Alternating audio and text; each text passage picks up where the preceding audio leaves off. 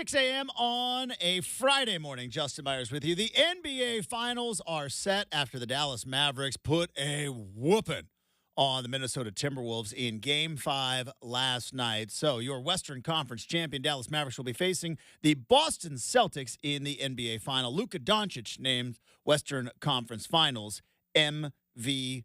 College baseball regional action starts later this afternoon. The Oregon Ducks open up noon on ESPNU and ESPN Plus. The Ducks will be taking on the San Diego Toreros in the opening round of the Santa Barbara region. Meanwhile, the Oregon State Beavs are in the friendly confines of Goss Stadium. They throw first pitch at 6 o'clock. They'll be taking on Tulane. 5:30 pregame coverage begins on KEX. Coming up in hour number 2, Keith Smith, who covers the NBA, is going to be joining the show to take a look at the finals, and Brady Henderson covers the Seahawks in hour number 3. But hour 1 starts right now at 620 Rip City Radio.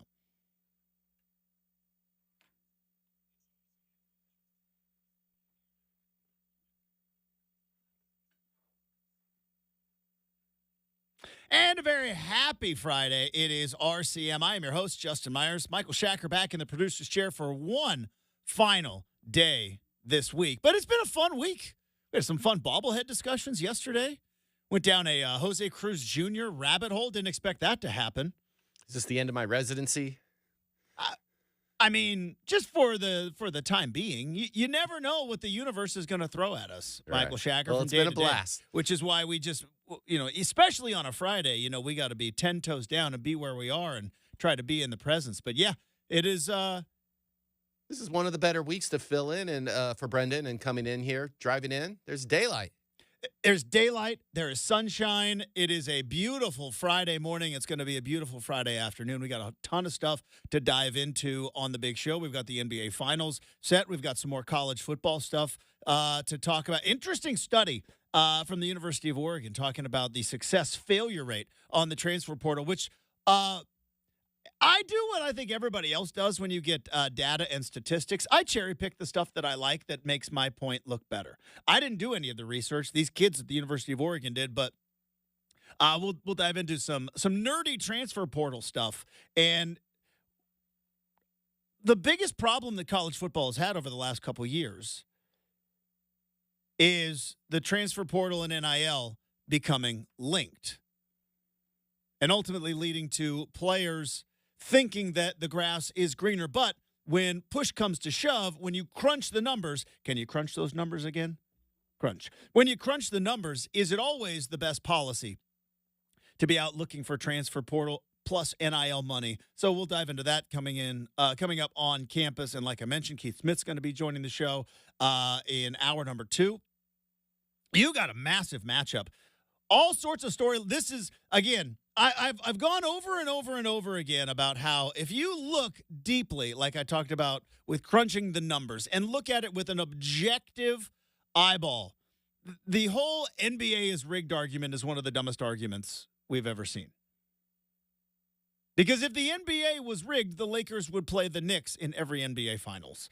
If the NBA was rigged, LeBron and Kobe would have had multiple epic matchups in the finals, right? The best player in the East, the best player in the West, and they never matched up in the finals. If the NBA was rigged, does Victor Wembanyama go to San Antonio, one of your smallest markets?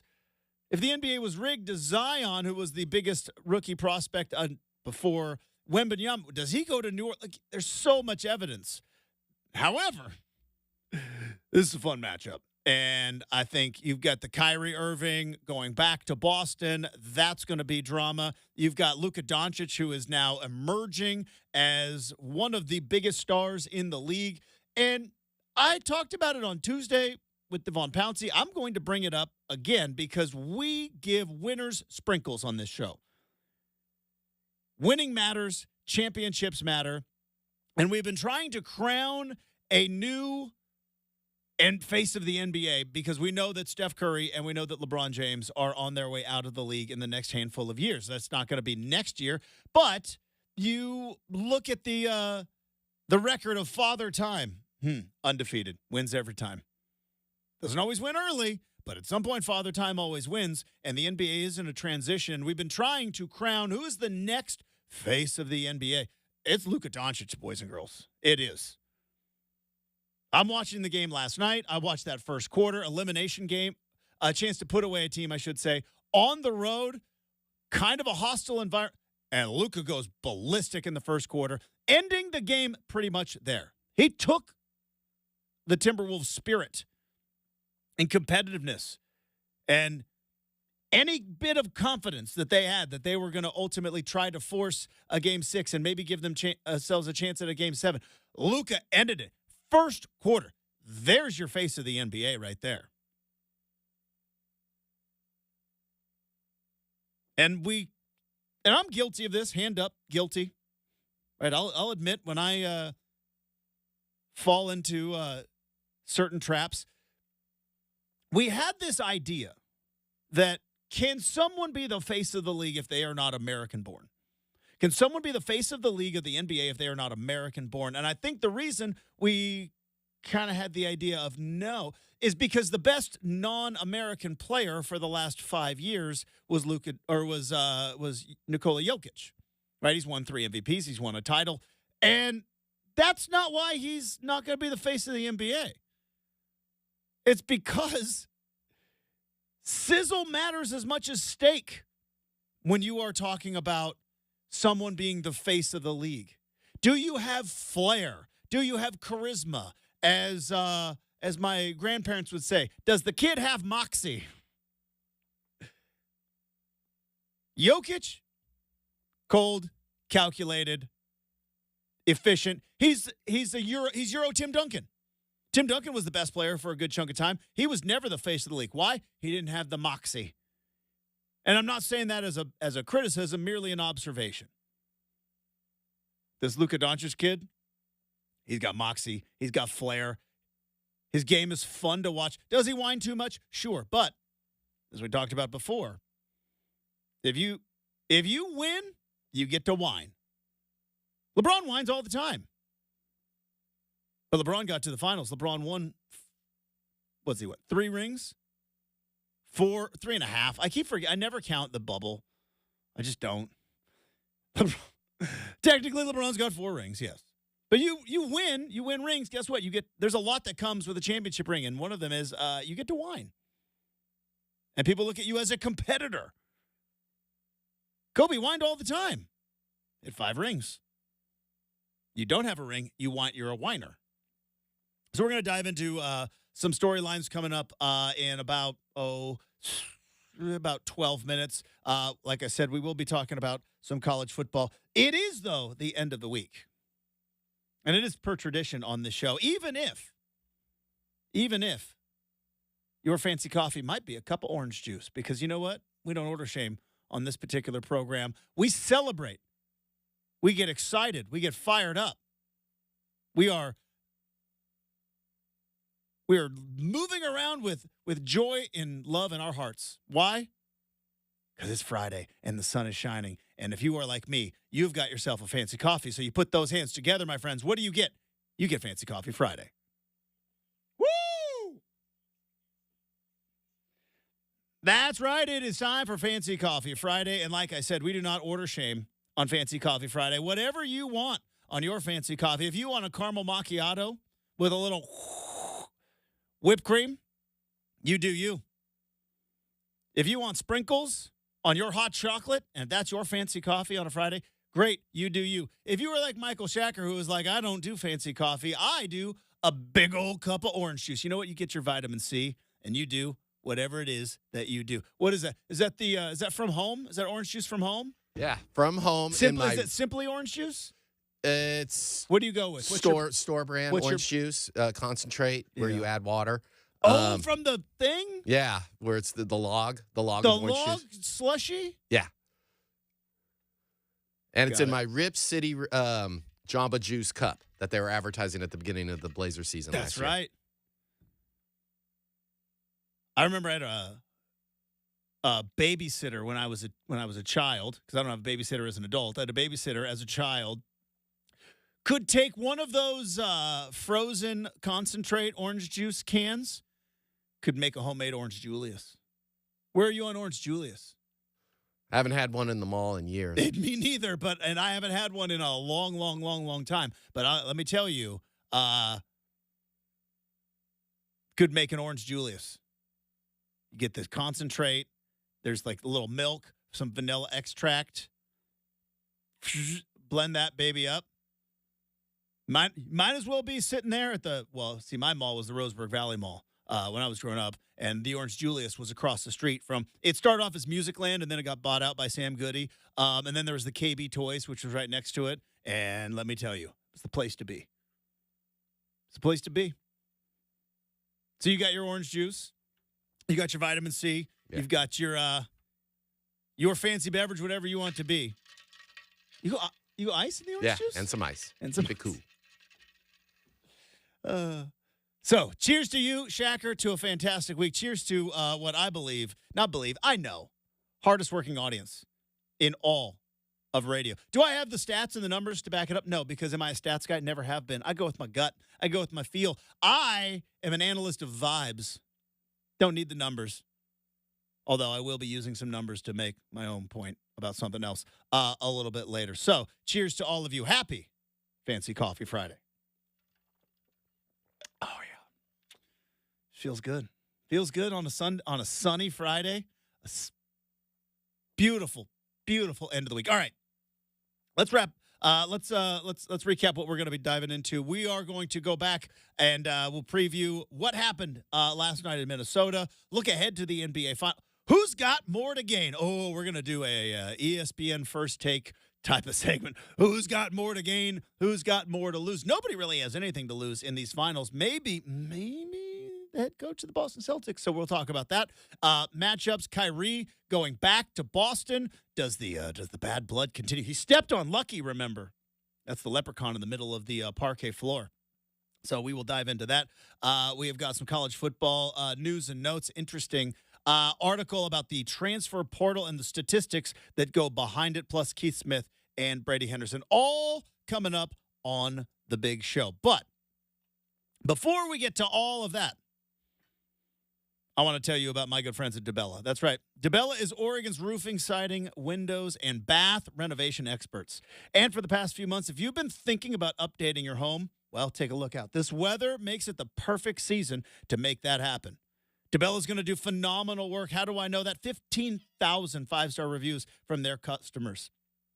Plus, award-winning customer service from Angie's List, Home Advisor, top marks from both of those places. Plus, they've been featured with the big boys. That's right, Better Homes and Garden, never heard of them. HGTV, watch them all the time. And as you plan your summertime spending and you want to save some money, did you know you could potentially pay for a new roof with savings and federal and state incentives? That's right, just go with solar. Contact DeBella for all the details about updating your roof with solar shingles. Estimates are always free. Schedule on time that is convenient for you. So now is the time to update your roofing, siding, windows, and bath renovations with DeBella's incredible financing opportunity of no payments until 2025 on approved credit. You can start saving today.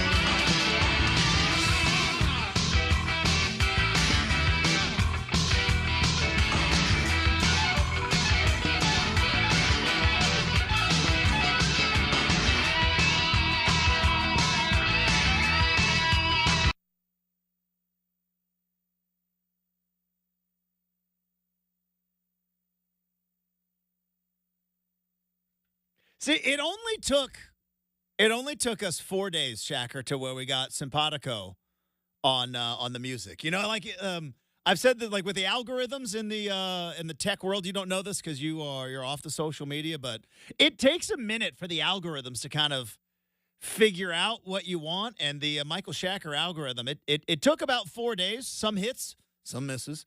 But Paperboy, the Diddy, it was this was a jam. Did they ever release a full album? I mean, when I think I don't Paperboy, know. I think this is all they've ever done. I don't. That is a good question. And I don't know if it's a band or one. No, person. I think Paperboy was just one Paperboy. So it wasn't a band like a crew of people. It- And they I just don't call themselves believe- Paperboy. I don't believe Paperboy was a crew. I believe he was just a solo act. And I could not tell you anything other than Diddy. This is before Sean Diddy Combs, who now is like bad guy. This is not bad Diddy. This Diddy's not canceled yet. This is just this is Paperboy and the Diddy. I used to bump this in my my Discman. Rock with the Discman. Having to hold it like right like at like you had to hold it like about sternum level or else it would skip. And they had to hold it like perfectly flat. We had to work for our music back then. Yeah, I bought a anti-skip Discman so I can listen to CDs while biking. It worked for about a week. That's because they never worked. I had one too. I had an anti-skip Discman. Never worked. But mine had a radio, so for years I was only using the radio. So you bought this big, expensive anti-skip Discman, and you're using it to listen to FM radio. I also remember the Discman platform that they made for the car. That was like, it was supposed to be like a shock absorber, right? So they're like, oh, hey, it's a Discman, CDs. And everybody threw away their tapes. And they're like, finally, we can skip songs. We can go back. There's no need to rewind. The future is here. Basically, the whole point of the future in about 1991 was like, we don't want to rewind stuff, okay? And so they're like, well, what about CDs? You don't have to rewind them, ever. And you could just skip. If it's a song you don't like, you can just skip it. That was an Olympic level skill, though, that I think you developed if you are a Gen Xer like Michael Shacker and myself. If you are from Gen X, one of the skills that has since become obsolete was on a tape. I could fast forward and I could guess right to the end of the song, right? Right to the end of the song. Now, the boomers, our parents, they had the records and they would just move the needle drop. We had the cassette tapes because we had the Walkmans. We were mobile, but I could fast forward and I would hit it right on the button. Maybe a little bit of an overage. Got to rewind a little bit, but I could hit it right on the button. But it seems like when CDs came into our lives, the only benefit that CDs brought. Now, they said it sounded better. Could never tell.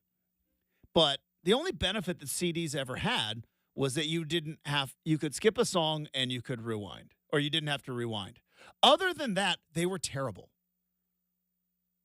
Discmans, like in your car, if you didn't have a buddy sitting shotgun holding that thing, oh, yeah, Justin, what about the platform? That thing didn't work. It did. You ever have the platform with the springs, and it was supposed to be like a Discman shock absorber? And it's like, it didn't work. Also, you put it on the dash, your Discman would slide right off the whole time. So that never worked. So the only time you could, and by the way, you had to have the tape adapter with the cord that ran into your Discman to put into your tape deck. And all right. So finally we got CD players in the car. Again, we've had this conversation, you weren't here on the show, of like things that you thought rich people had, but now looking back, going like, it wasn't really rich people. I've always said, second story on your house. I grew up in a very small town. If you had stairs in your house, I thought you were rich. Like that's where the rich people lived. If you had a CD player in your car in and around 1994, I was like, dude, you are rich. This family loaded. They got a CD player in the car, and it would do the whole zzz, in, out.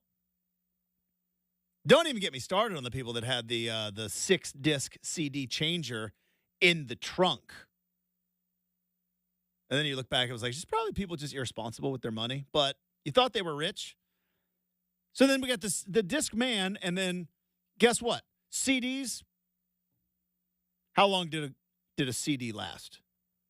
Oh, before they stopped working? Yeah. The CDs you make yourself, you're lucky to get more than a decade out of it.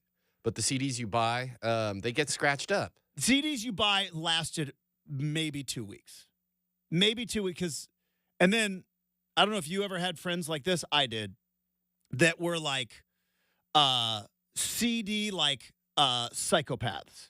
Like, you don't touch my CDs. If you touch it, you'll scratch it and you will ruin it. And they would, like, hold it like as if they were holding an ancient artifact that would be smashed to smithereens. Like, one step before white gloves of, like they are holding, like, the Stanley Cup. Like, well, don't touch the CD. It will, because you'll scratch it and you'll ruin it. And just, but yeah, you buy the CD, it would last for like, what, 2-3 weeks, maybe a month tops.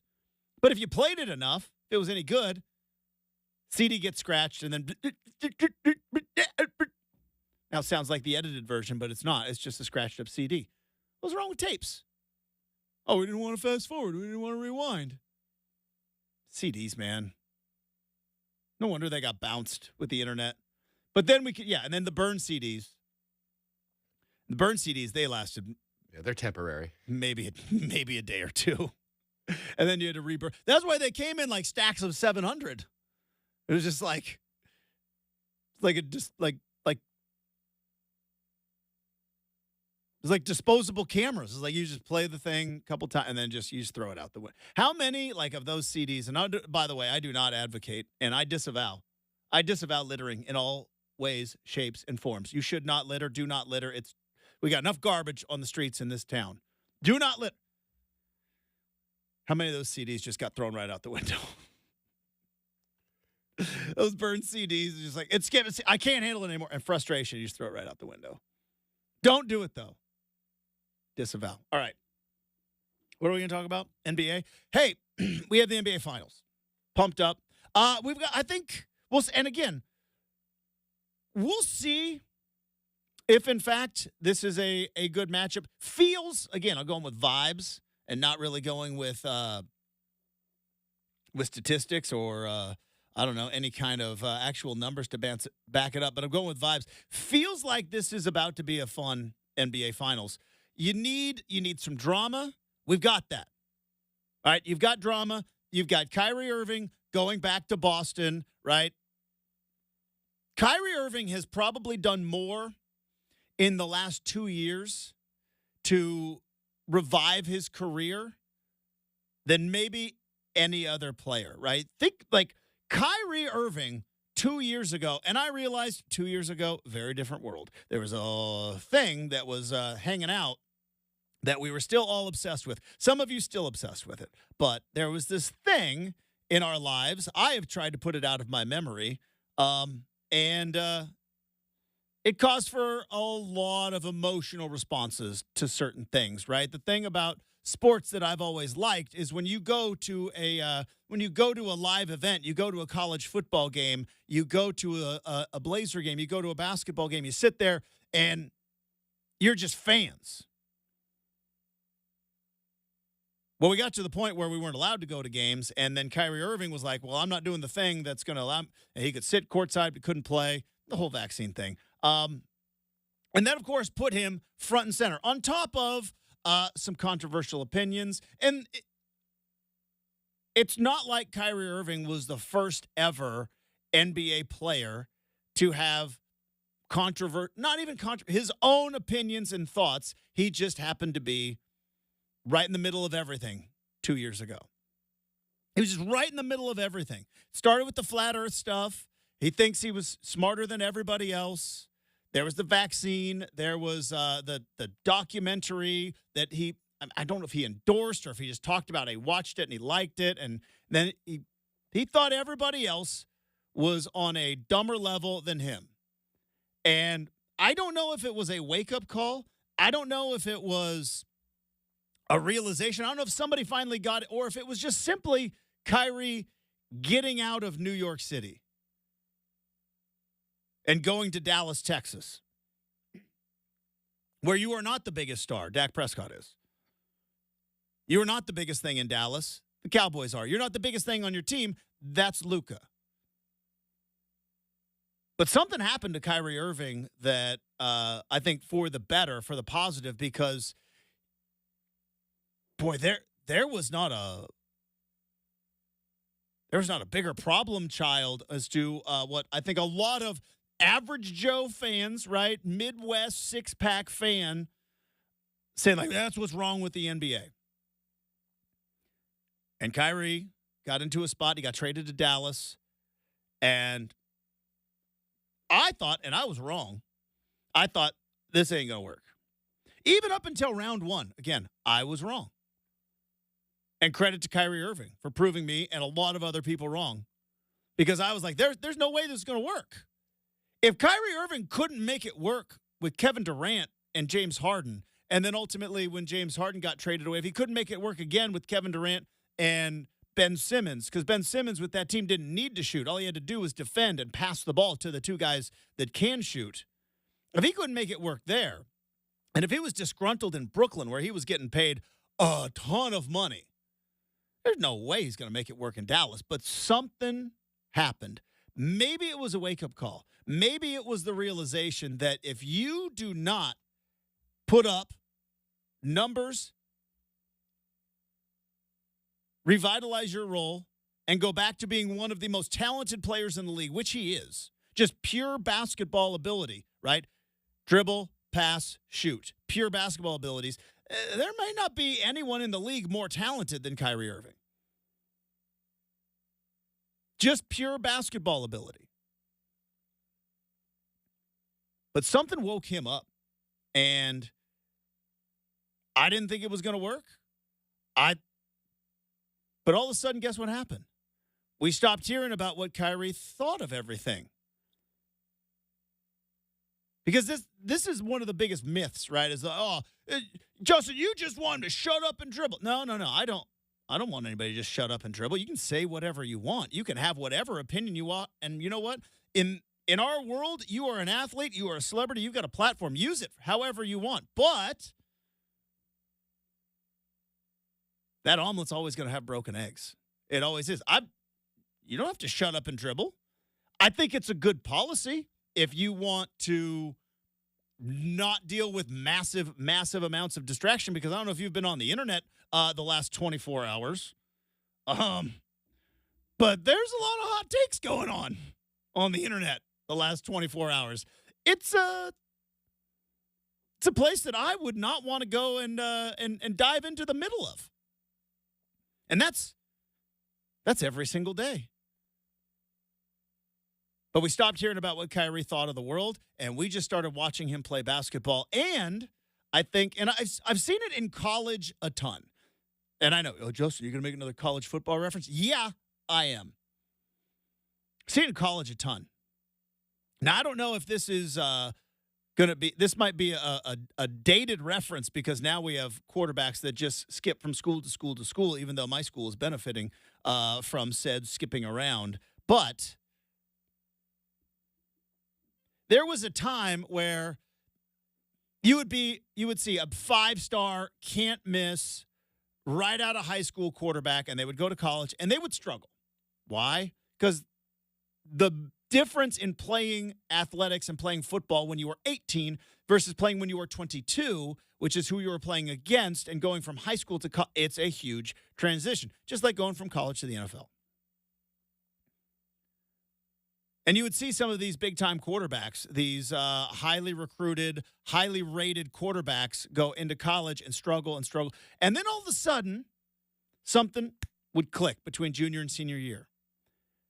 Some of it was probably, hey, I've gained experience. I've got reps. I've also grown up, matured more, become stronger. But also the realization that if you don't get it together, you're done playing football forever.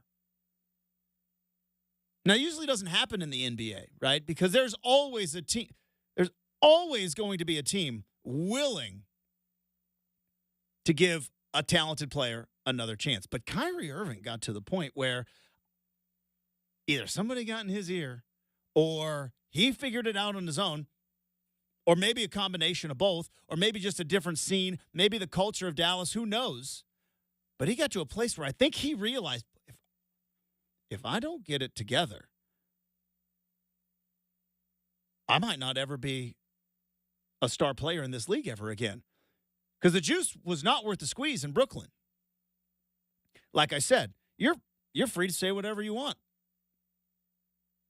But whenever you come with opinions, it also comes with consequences.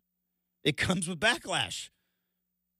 I know as an athlete, you're used to being told you are great, you are the best, you are so smart, you are so good looking, you're the best, I'm the worst, right?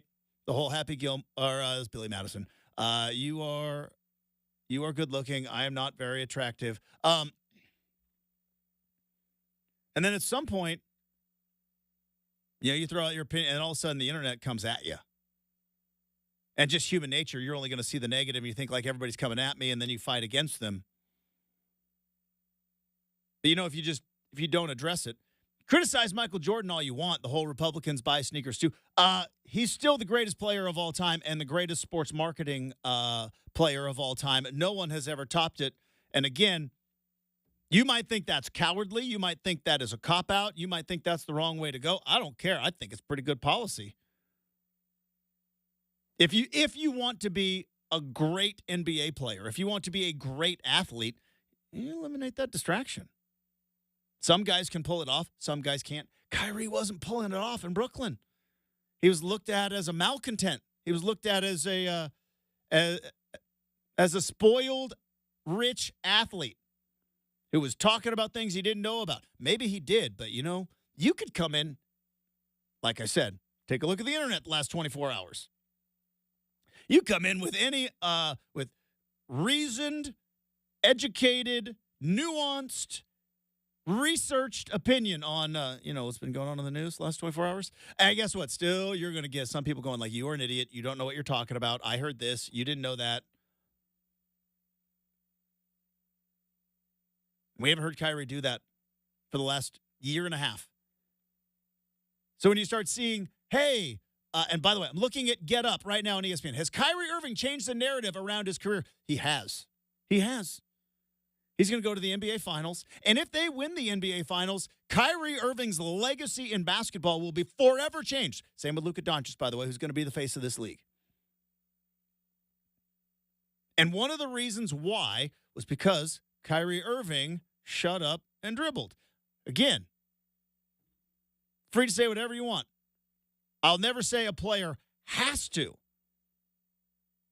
You can't say there's not a benefit to just, I have my opinions, and I'll talk to my friends, and I'll talk to my family and the people close to me about my opinions. The world doesn't need to hear mine. I'm a basketball player.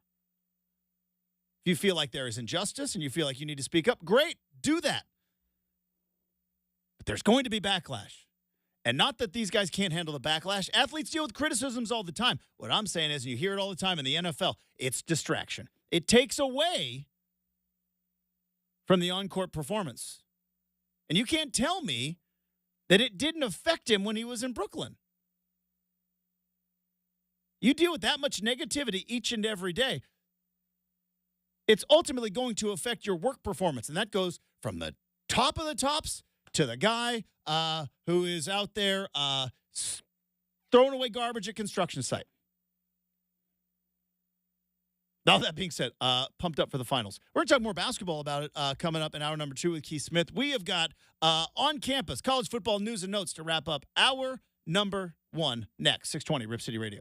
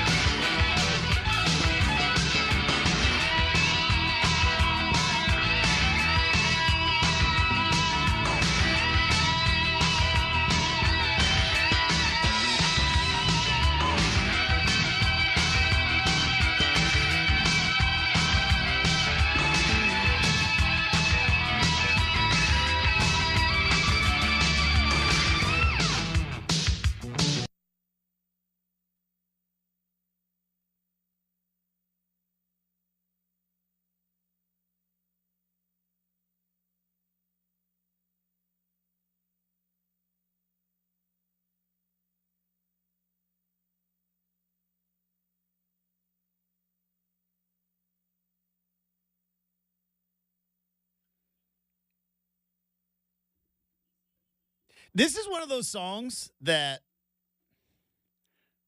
it's gonna hurt. This is one of those songs that it's such a good song. If you sit and really listen to the words, it's absurd. Like it's an absurd story. But the song is such a jam when Reba kicks in here in a moment. Yeah, what are you doing? The sheriff? Hit it, Reba. It just hits, right? But like if you listen to the story, it's like there's holes in the plot line, let's just say. And I realize you can't. It's tough to tell a really good story in 3.5 minutes. Some people can do it. Some people it's tough. But I love this song and I love Reba. But there's some holes in the plot of the story of the night the lights went out in Georgia. I mean, I could do a whole 10-minute breakdown, but we're not going to do that right now because we got to talk some college football. I saw the Chad Doing tweeted this out yesterday, and got me very excited because anything college football and anything kind of digging into the changes in college football, I am fascinated by. So to do that, though, I need some company. I would love to hear more Reba, but we gotta get into the mood for college football. So it is time to go on campus. All right, so research project at the University of Oregon with a student named Adam Kovar. Hope I'm saying that correctly. Adam, if you are a listener, and Charlie Baim-Aldred, who is his professor. And Professor Baim-Aldred had a statistics and analytics class. And Adam Kovar had I think, a fascinating research project. And they took a look at college football teams and specifically by position and whether or not the numbers backed up the narrative, right? That's always what I am fascinated by. It's what Moneyball did, right? To baseball. Moneyball was like, the narrative is this, but the numbers, they don't back it up. Sometimes perception, reality, steak sizzle, all the stuff I talk about all the time. So the narrative, let's dive into it. The narrative right now is that the worry with all the transfer portal stuff, the worry is that any team outside of the top 25 is just going to get mined for talent. That no matter what, these top tier teams, whenever they want a new player, and again, I understand this because that's kind of what Oregon has done, is that especially in group of 5 schools, Mountain West schools, American Athletic Conference, Sun Belt Conference schools, is that why would you, as a big-time college football program, why would you ever recruit a high school student who you would have to bring in at age 18, develop, maybe redshirt, possibly lose to the transfer portal, where you could just go to said transfer portal, average college football player in, this is the narrative again, average college football player in the Mountain West, right now stepping off the bus, right, game ready, is probably as good as 5-star high school recruit.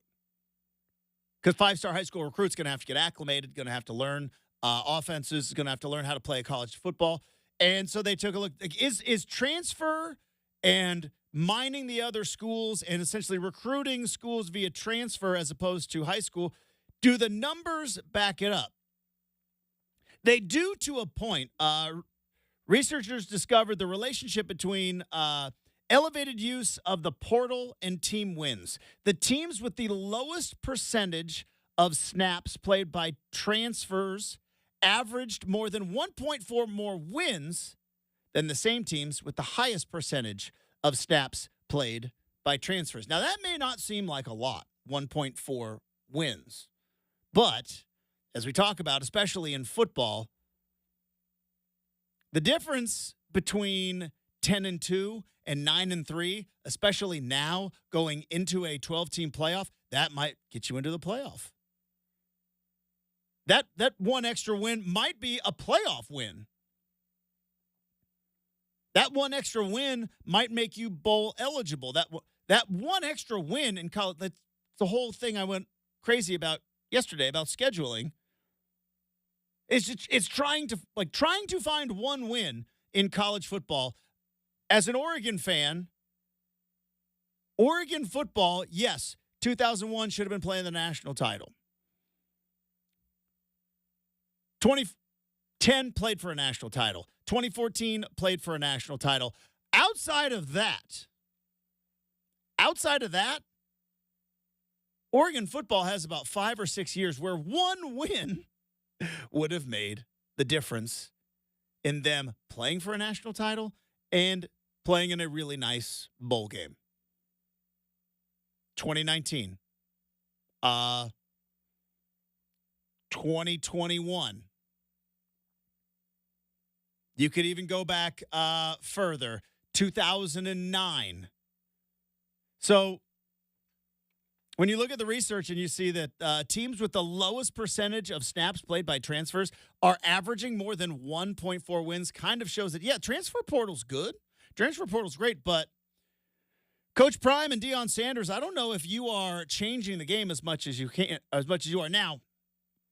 What this doesn't talk about is this is college football infancy, right? We have got 100 and some years of traditional high school recruiting and data to look back on. We've got decades on the star system, and you look at who plays for national titles, who's in the top 25, who's in the top 10, and then you look at who's in the top 10 of recruiting.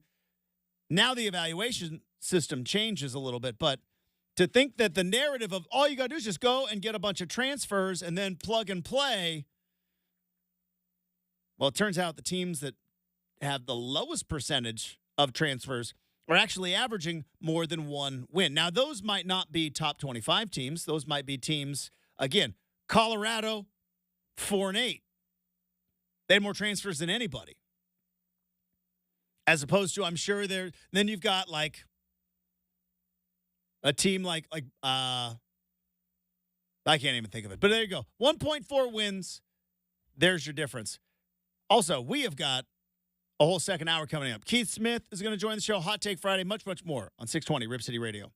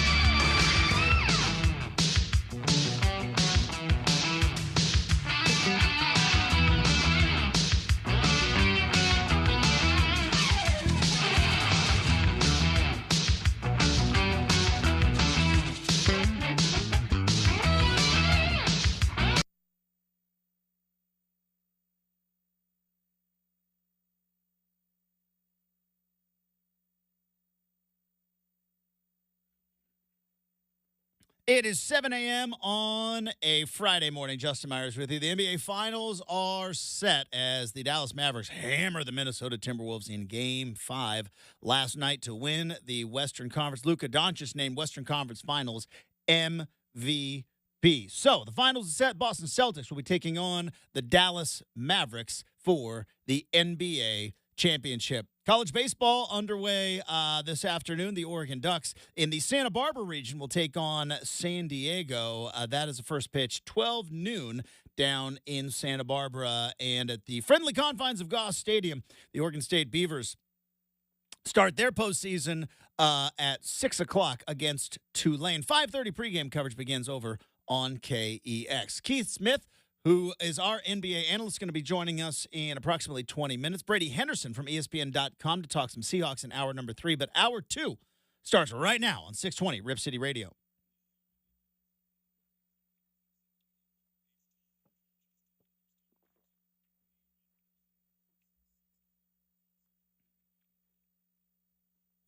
Hey, welcome back to Rip City Mornings, everybody. Hopefully you are having a fantastic Friday.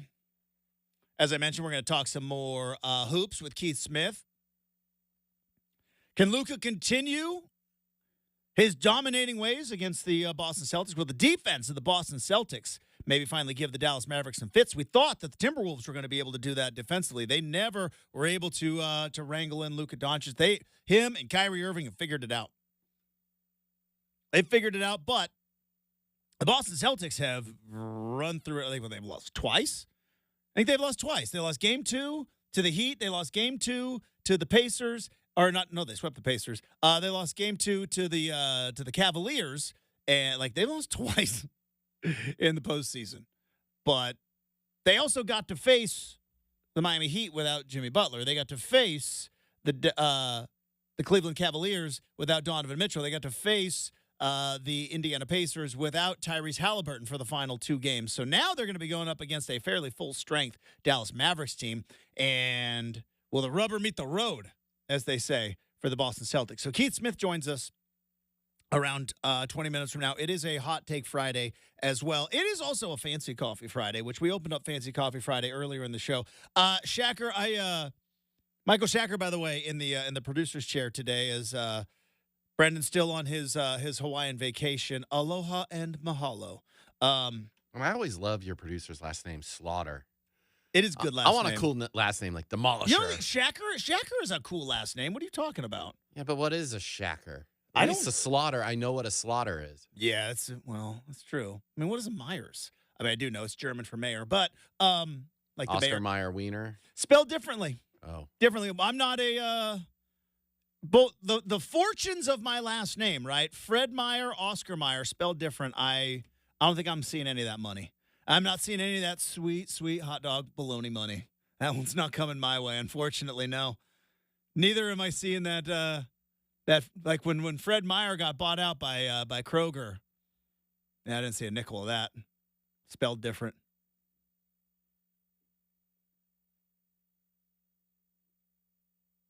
Seth Meyers, though, he's in the fam. He spells it correctly. Yeah, he's a franchise now. I think he's been a decade at late night. No actual relation, maybe. Who knows? Maybe somewhere. I haven't done Ancestry.com. You ever do the Ancestry.com? No. Neither have I. You want to know why? Well, one, it's like, I'm cool. Like, I know who my grandparents are. I'm good after that. But I watch a lot of Dateline.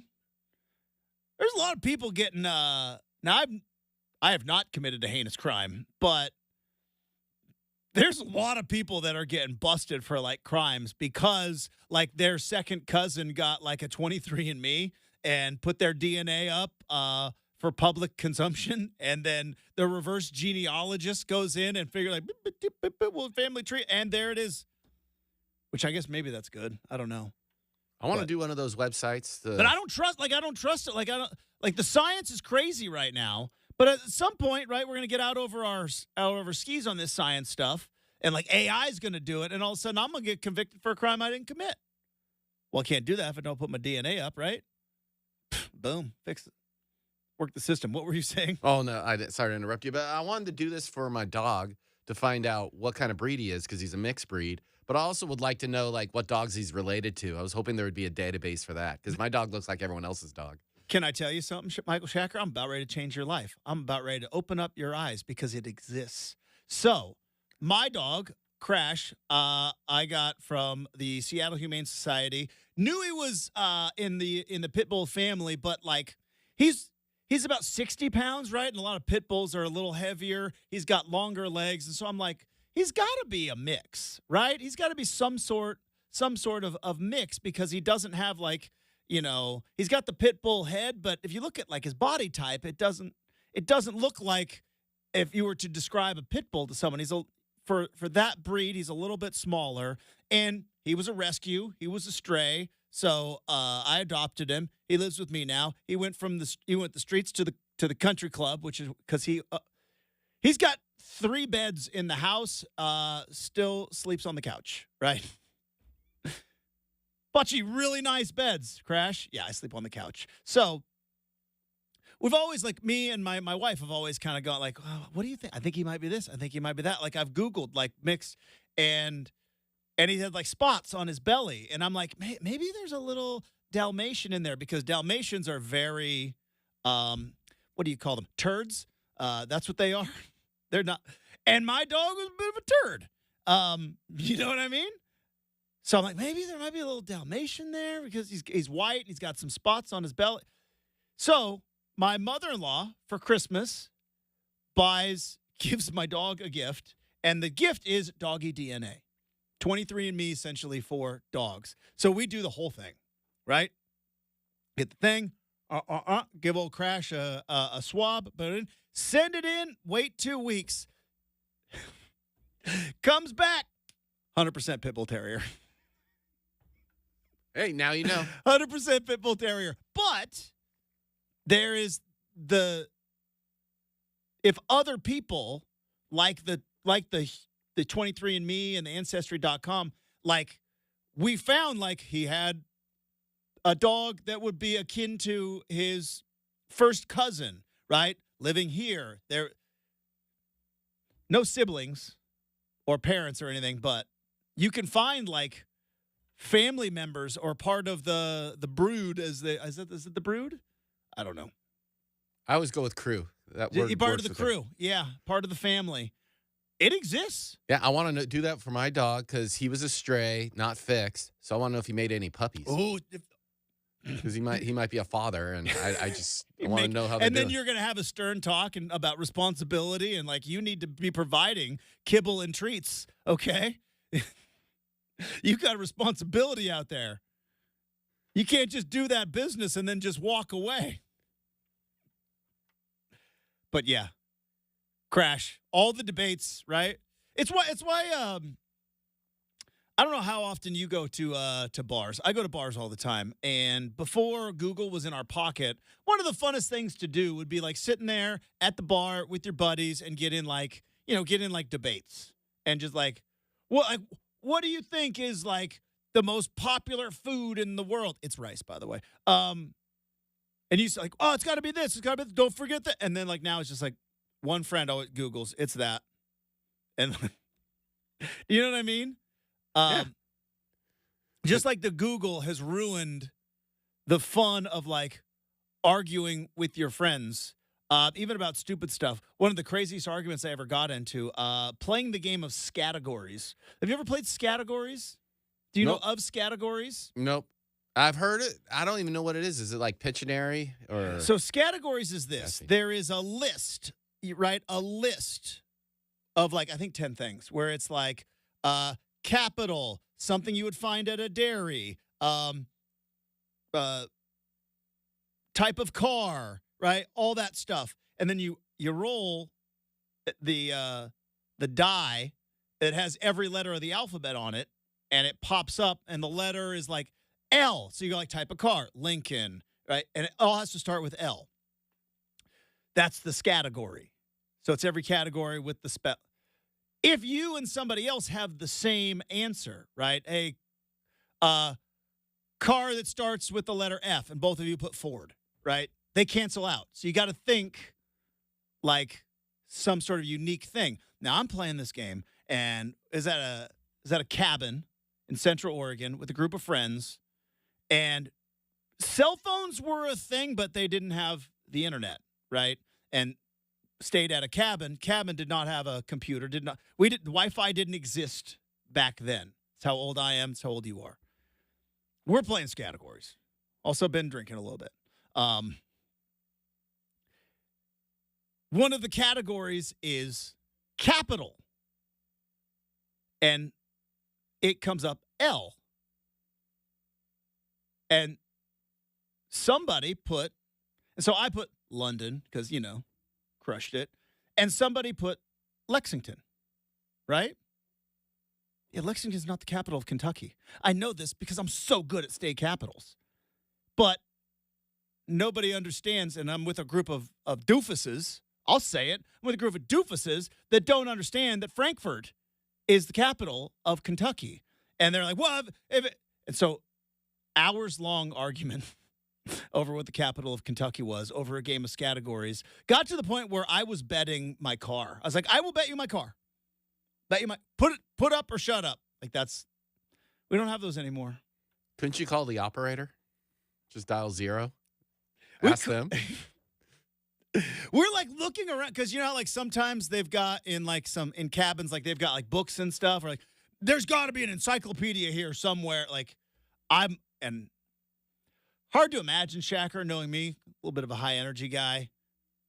I don't like losing arguments. And I was even worse back then because I was in my 20s and I was, what do they call it? Pain in the, But I'm like, Frankfurt's capital of Kentucky. And now it would have taken 2 seconds. Maybe it's better for the game of categories. I don't know. But the other argument was things at a dairy, E, and I put eggs. Would you give me the score? Would you buy eggs at a dairy? It's in the dairy section of the grocery store. I said in the dairy section. They said no things at a dairy. It's got to be milk or milk-related. No big deal. It's just a 25-year argument that I've remembered because, I've got problems. All right. You know who doesn't have problems? Friend of the program, Keith Smith. He covers the NBA and actually specifically covers the Boston Celtics. So we'll get his thoughts on the Celtics. Rust versus rest, right? The argument that we talk about. Also, has the road to the finals been too easy? Oh, it's a little too easy around here. Has it been too easy for the Boston Celtics? What does he think of the resurgence of Kyrie Irving and him figuring it out with Luka Doncic? Defensive assignments, all sorts of fun stuff with Keith Smith. He joins the show next, 620 Rip City Radio.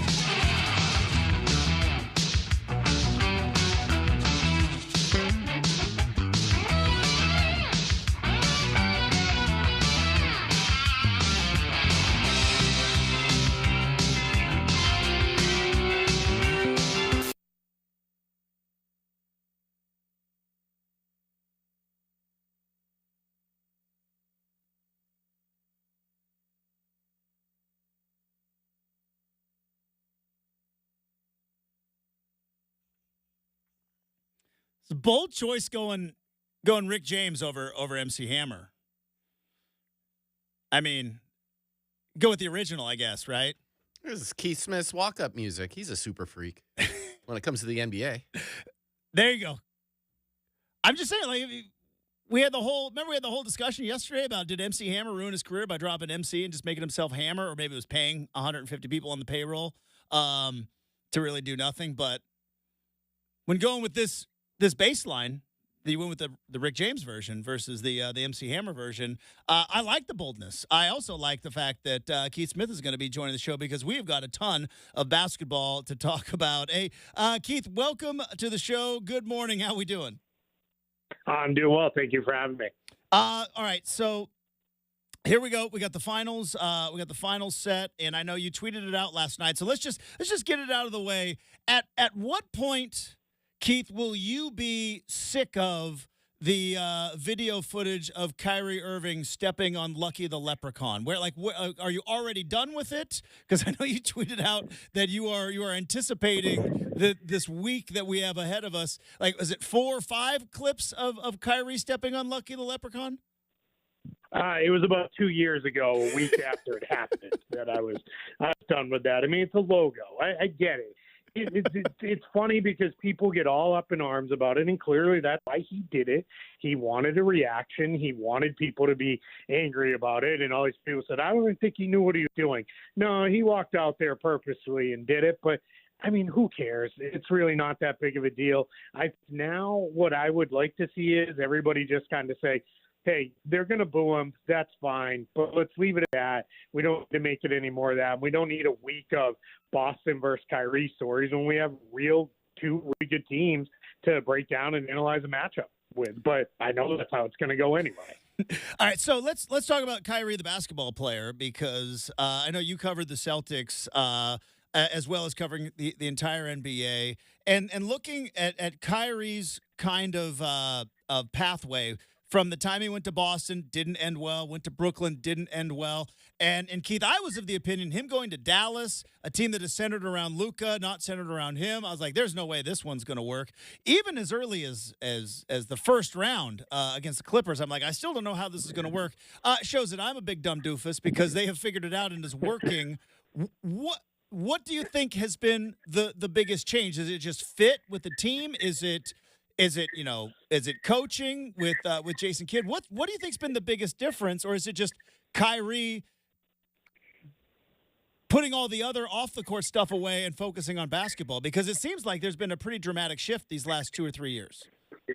Sure, yeah. I think it's a little bit of all of it. Mm-hmm. Honestly, I think Luka is a guy who, because he has the ball so much, there's this impression that for some reason that he's a selfish player, and he's not. He's very happy to find the right play and make the pass and set guys up, so that helps. I think Kyrie himself has matured. I really do. I think he's hit a spot where he realizes, like, hey, all right, but I want to win. Like, I want to be a big part of it. I want to be a major reason why we win, but I want to win. And then Jason Kidd has done a good job of making sure both Luka and Kyrie, they're out there an awful lot together, but they both get their time when it's, hey, this is your time now. You've got the controls. You're going to kind of run things a little bit. And I think that gives both of them the freedom that they need at times without the other guy, but they maximize each other really, really well. And I think Kyrie's just kind of found peace, in his life and in his basketball situation. That's probably something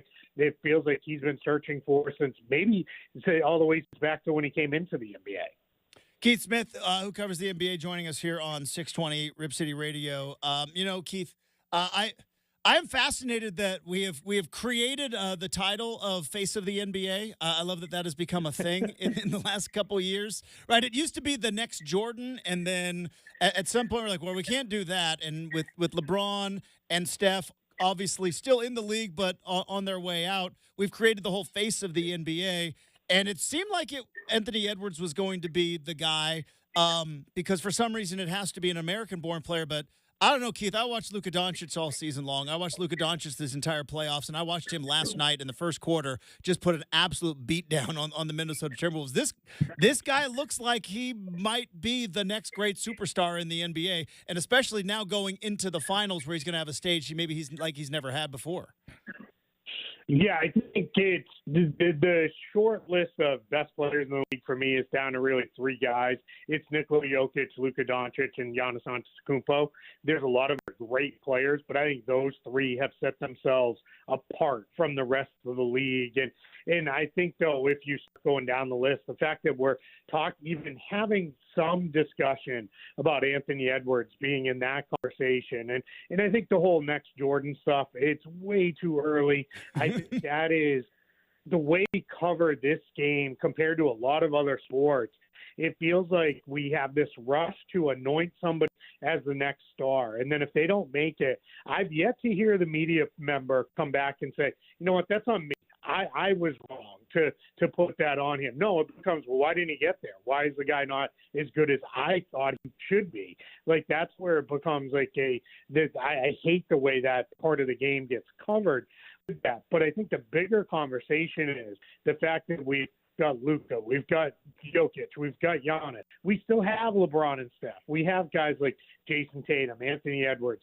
The league is in such great shape. It's never been deeper in overall talent or in star-level talent. This is not a league that's being driven forward by 1, 2, 3 players. It's being driven forward by 10, 15, 20, superstar-type players. And that's great. And that's part of the reason why they're going to get $7 billion a year in TV contracts, because that's how great a shape the league is in.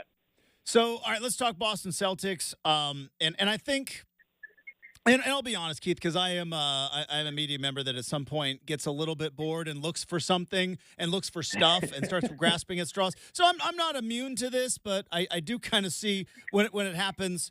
The idea that the Boston Celtics have had the easiest road to the finals in recent memory, as if it was them out there injuring Jimmy Butler and Donovan Mitchell and Tyrese Halliburton on purpose.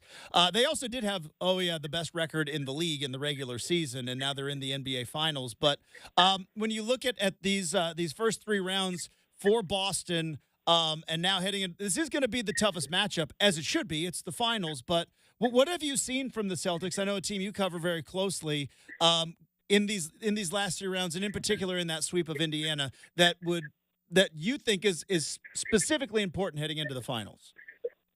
I think what's important is they won games in the clutch. They've done that all year, but the narrative has been this team doesn't do well in the clutch. And in the clutch, all they go to is Jason Tatum and Jaylen Brown dribble for 20 seconds and take a contested step-back jump shot. And are there moments that happen still? Sure, absolutely. But for the most part, they've gotten better about the way they move the ball, the different things that they do, the different actions they go to. You just look at the closeout game against Indiana.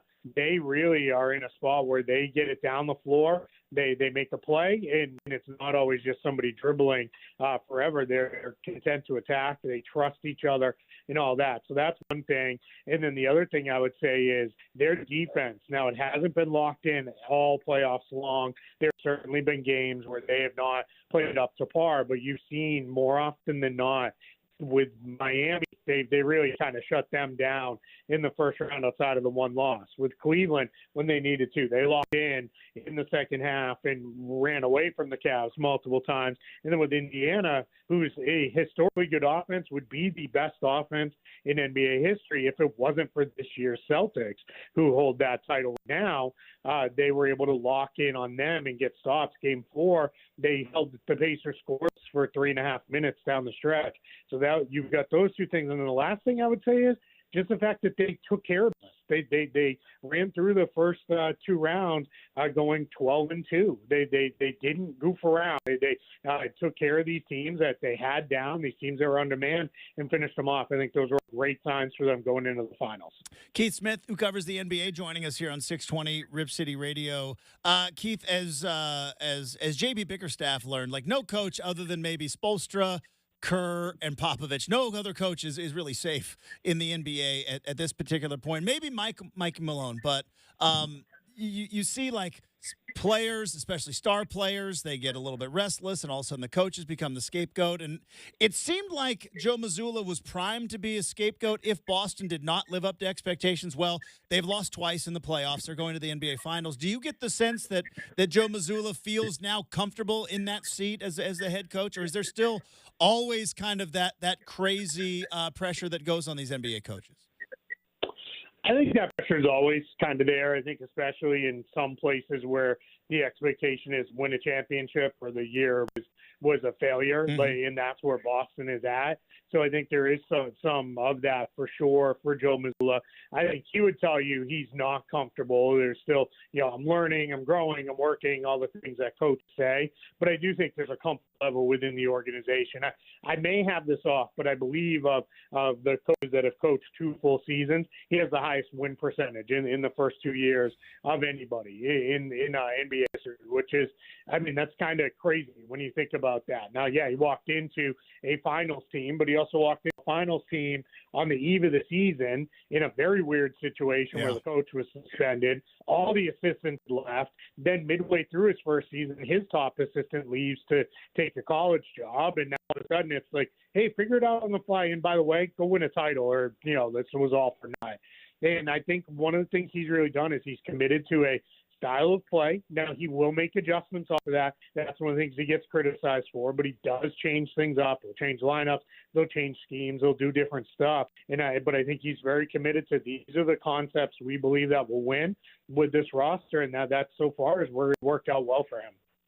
All right, let's talk about this matchup in the finals. Game 1 set for Thursday with the Celtics and the Mavericks coming into this. Obviously, the star power is the star power, Keith, right? You've got Tatum, Luka, Kyrie, and Brown, and we all know, though, especially we've seen in the playoffs, it's kind of those supporting casts, that depth, and more importantly, the defensive schemes. When you look at this matchup, I know the Boston Celtics right now have an early betting advantage. They're the early favorites heading into the finals. But do you see 2 evenly matched teams? What do you like from each side in this matchup? I think Boston's the better team. I think they're a better team by a decent margin, not overwhelmingly or anything. I don't think they're going to walk through the Mavericks. That's how good Luka Doncic, Kyrie Irving are. But I think when you look at it, when you talk about the other guys, in some order, any rational person is going to have Doncic, Tatum, Brown, Irving in some order of the top 4. But then the next 3 best players, maybe 4 best players, might be Celtics. And I think that's the difference in the series. I think Dallas has had an opportunity so far throughout these playoffs to play teams that are kind of one-way teams. Either they're pretty good offensively or they're pretty good defensively. They haven't met a team like Boston yet that is historically good offensively and has continued that throughout the playoffs, and is a really, really good defensive team as well. And I think that's going to be the difference. The Celtics can throw a wave of defenders at Doncic and Irving. They'll start out with Holiday and White, who are the best defensive backcourt in the league. But as Dallas, one of the things they do best is seek out switches, and they like to go after wings and things where Irving's usually much quicker than the wing he goes after, or Doncic can power. Well, you're switching into Tatum or Brown, who are right there as far as being, great defensive wings in the league. And the biggest thing I think for the Celtics will be, is Kristaps Porzingis back? If he's back and can be himself, it's like a rough matchup for the Mavericks big men, because they can't just hang out at the rim because they're not defending Rudy Gobert. They're not defending guys who are mostly going to hang out around the basket area. They're going to be stretched out. I think Boston's going to pull that Mavericks defense up and really make them defend in space, and I think that's going to be tough on them. Keith Smith, friend of the program, covers the NBA. We've got the finals set, but we do need to talk a little bit of offseason because the Blazers heading into the draft. They got 2 picks in the top 14. The ping pong balls did not bounce our way, Keith. And the tanking at the end of the season did not quite work. So the Blazers are at 7 and they're at 14. But I was looking at your offseason analysis and something that I kind of knew, but when, it's one of those things, Keith, where it's like, when you do like a financial thing at home and you write down your budget, it looks very different than what you thought in your head. And, Oh, yeah. the Blazers are coming off of a 21-win season, yet they are over the luxury tax because they've got a lot of money wrapped up in some veteran players. And you said that big changes are going to come for the Blazers, likely that of Brogdon, Jeremy Grant, and Robert Williams. Williams is interesting to me because obviously I think he played like 4 or 5 games and then was shut down for the season with the knee injury. That one I'd be surprised if that one gets moved, but you seem to think that there are going to be some big changes coming, at least for the roster as we know it with the Blazers this summer. Could be a busy summer up here in Portland. Yeah, simply put, you can't be that expensive and be that bad. Yeah. And sure, there's a world where I think they could convince themselves, hey, well, if Brogdon's healthy all year and Grant is healthy and our guys improve, maybe we can make a run at the play-in tournament. You still can't be that expensive and be hopeful that your top end is a run at maybe making the play tournament. So there's going to have to be changes that come. I'm with you. I think Robert Williams is probably the least likely to be moved because he's on the best contract of the 3 kind of main veterans they would look to move. I do think there's a chance because he can't play with DeAndre Ayton.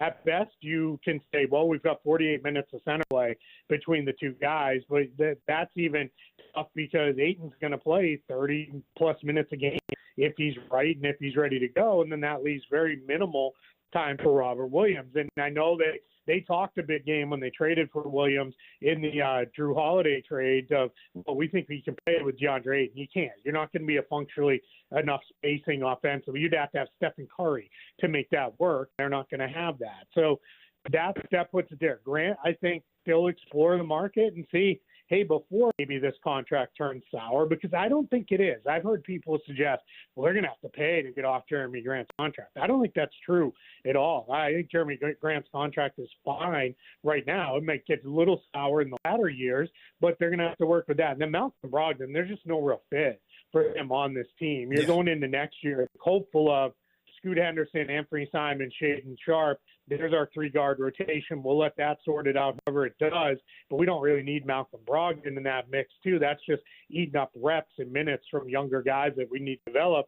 And again, you should get a decent return from him, but they've got to do something to break up that salary logjam because, like I started out with, you just can't be that expensive and be that bad of a team. That's just bad business all around. Well, and you mentioned the 3 guards there, and that's where I am kind of interested to see what ultimately the Blazers decide to do because you've got Anthony Simons, who I think is right now as a basketball player, keep the better of the 3, but you also have Scoot and Shaden, who you tanked to get, right? The number 3 and number 7 overall picks, and those were picks that you tanked to get, and also picks made by Joe Cronin as opposed to Neil O'Shea, who picked Anthony Simons. I'm wondering if Anthony Simons maybe ultimately becomes the odd man out because you've got a 3-guard rotation.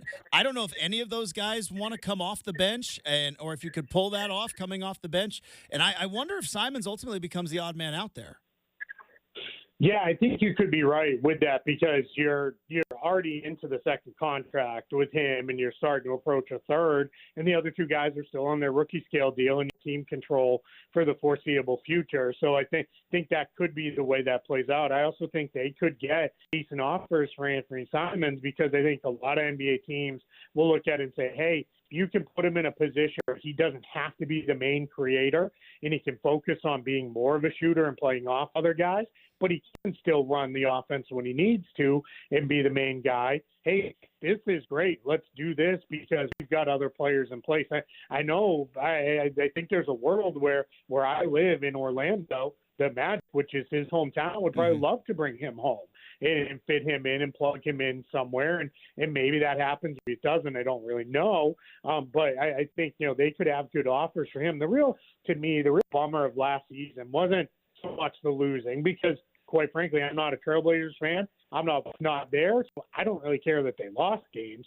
What was lost was the injuries that kept them from seeing, can Sharp, Simons, and Scoot all spend time on the floor together? Yeah. can find workable lineups, and the injuries just robbed them of that. When you're a bad team and you know you're going to be a bad team, where you lose, really, because it's not in the standings, it's not in the win-loss column, it's when you don't have the opportunity to develop and find things out about your team. That's what truly becomes lost seasons, and that's unfortunately where Portland was. We're almost kind of back to square one with, all right, we got all these veteran guys who are pretty expensive, we've got the kids, and you know what, we don't know any more than we knew a year ago because everybody was out of the lineup so often. You can follow him on Twitter at Keith Smith NBA, and you can hear him from time to time on this particular radio program. Hey, Keith, thanks so much for your time. Have a great weekend. Enjoy the finals. Look forward to talking to you again soon. I appreciate it. Thank you so much for having me. There you go. Keith Smith covers the NBA. A lot of good Blazer stuff there and a ton of great NBA final stuff. We have got some great stuff. It's called Hot Take Friday, and it's next on 620 Rip City Radio.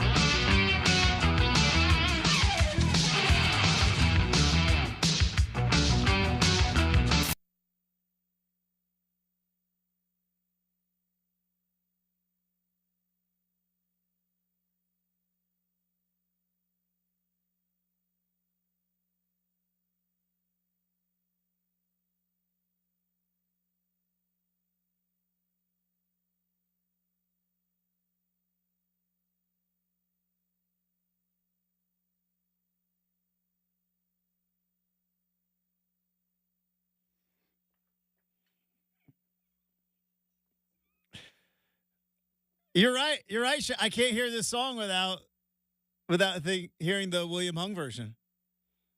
I can't. That like American, like, you know how they always say like Seinfeld like went out on top. You know what I mean? Like, hey, there's the number one show in the country. It's the number one show on TV, and like Seinfeld was like, all right, we're just gonna end it. Before it got bad, you know, we talked about Jumping the Shark earlier this week, right? American Idol should have just stopped at William Hung because I don't know if it ever got better. Do you know what I mean? Yeah, it went away for a couple of years. I thought we were safe, and then it came back. Like we had like Kelly Clarkson, that was great. We got Carrie Underwood, that was great.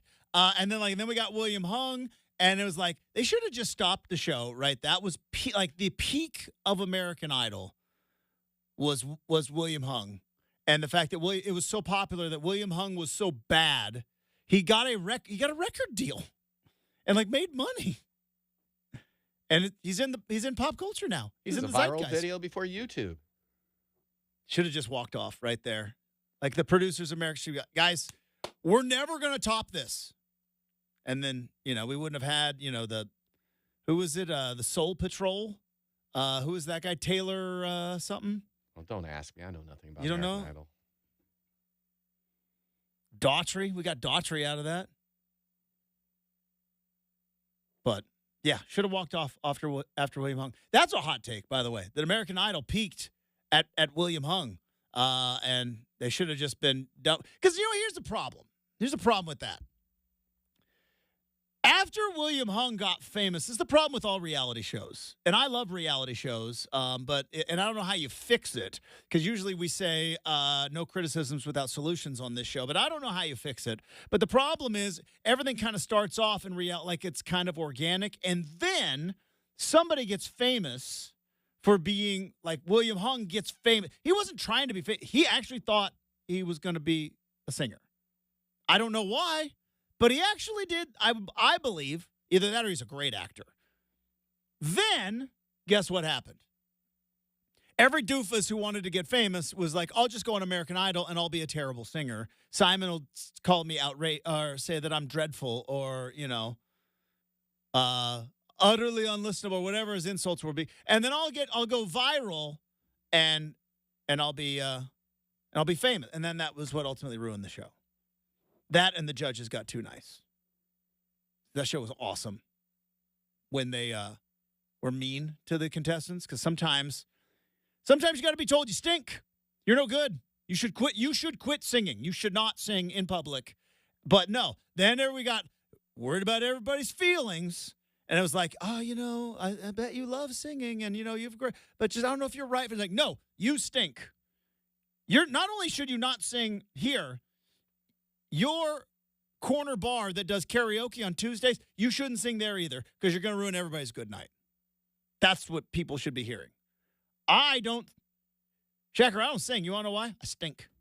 I'm not a good singer. I'm going to American Idol. Anyways, that was a hot take right there. Wasn't prepared for. But I got another one. And it's time for Hot Take Friday.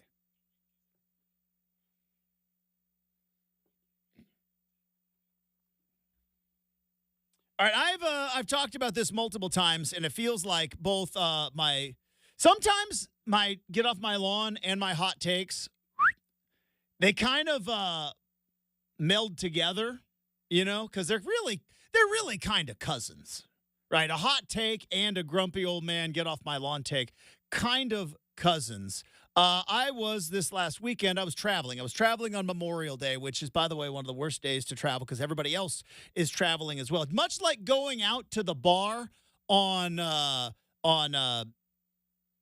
Halloween, St. Patrick's Day, or New Year's Eve, right? Where it's just amateur hour. It's a bunch of people that don't know bar decorum, as opposed to me. I go to the bar all the time.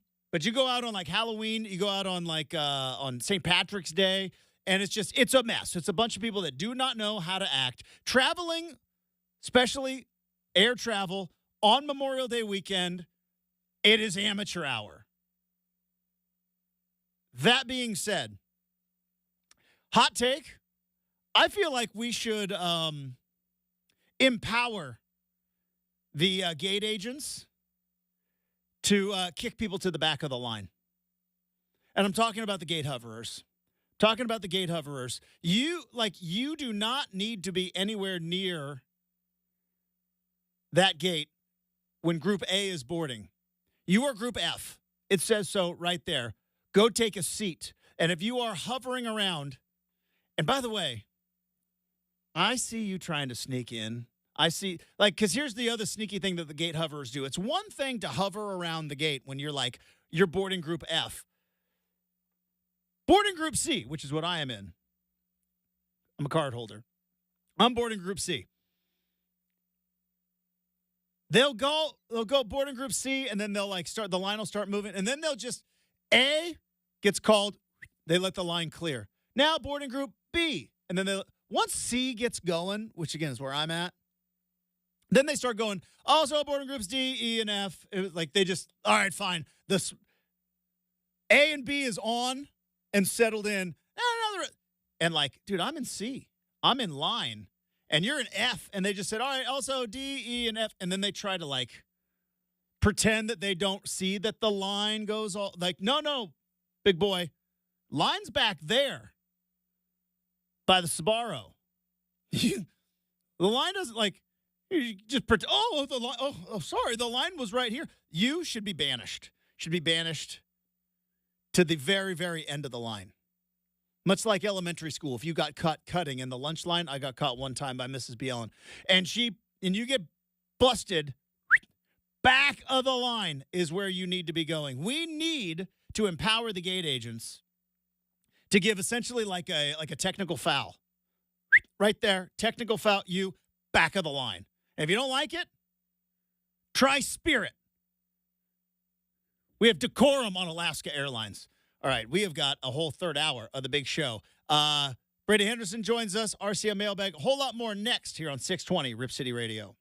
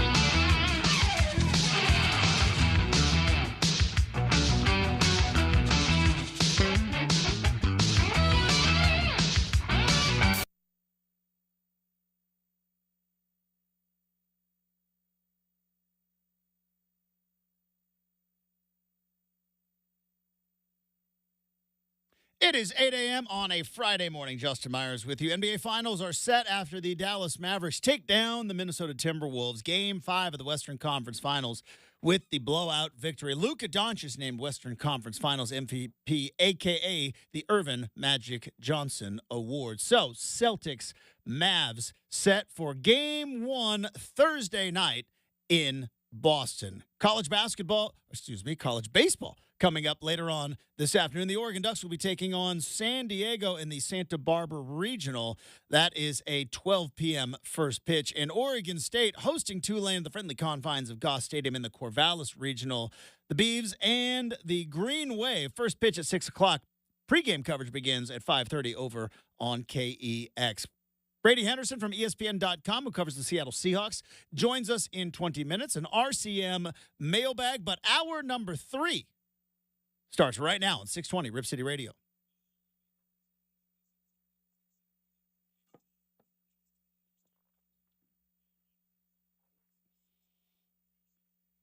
Hey, welcome back to Rip City Mornings, everybody. Hopefully you are having a fantastic Friday.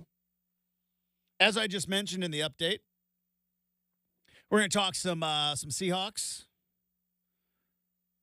OTAs. That's right, organized team activities. If you're wondering what OTAs were, that was organized team activities. Who's in? Who's out? Who's participating? Now that the draft is over, where's the focus for the Seahawks going to land? Where do the Seahawks fit in this division? Interesting division in the NFL. Obviously, the 49ers coming off of a Super Bowl appearance. And they still got Brock Purdy. They get all the best players. Still the favorites in the division. Everyone else has such big question marks in that division. Is Kyler Murray going to figure it out at Arizona? How much gas is left in the tank of the LA Rams?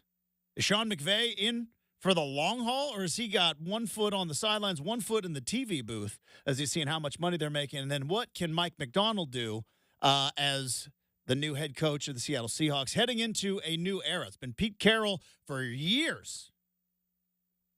For about a decade and a half, it's been the Pete Carroll show there up in Seattle. So we'll talk to Brady Henderson coming up. Also, it is, it's golf season. We'll check in on Brady's golf game as well. We will also have an RCM mailbag. It is a Fancy Coffee Friday. Michael Shacker's in the producer's chair. He's drinking a fancy orange juice on a Friday, which we respect.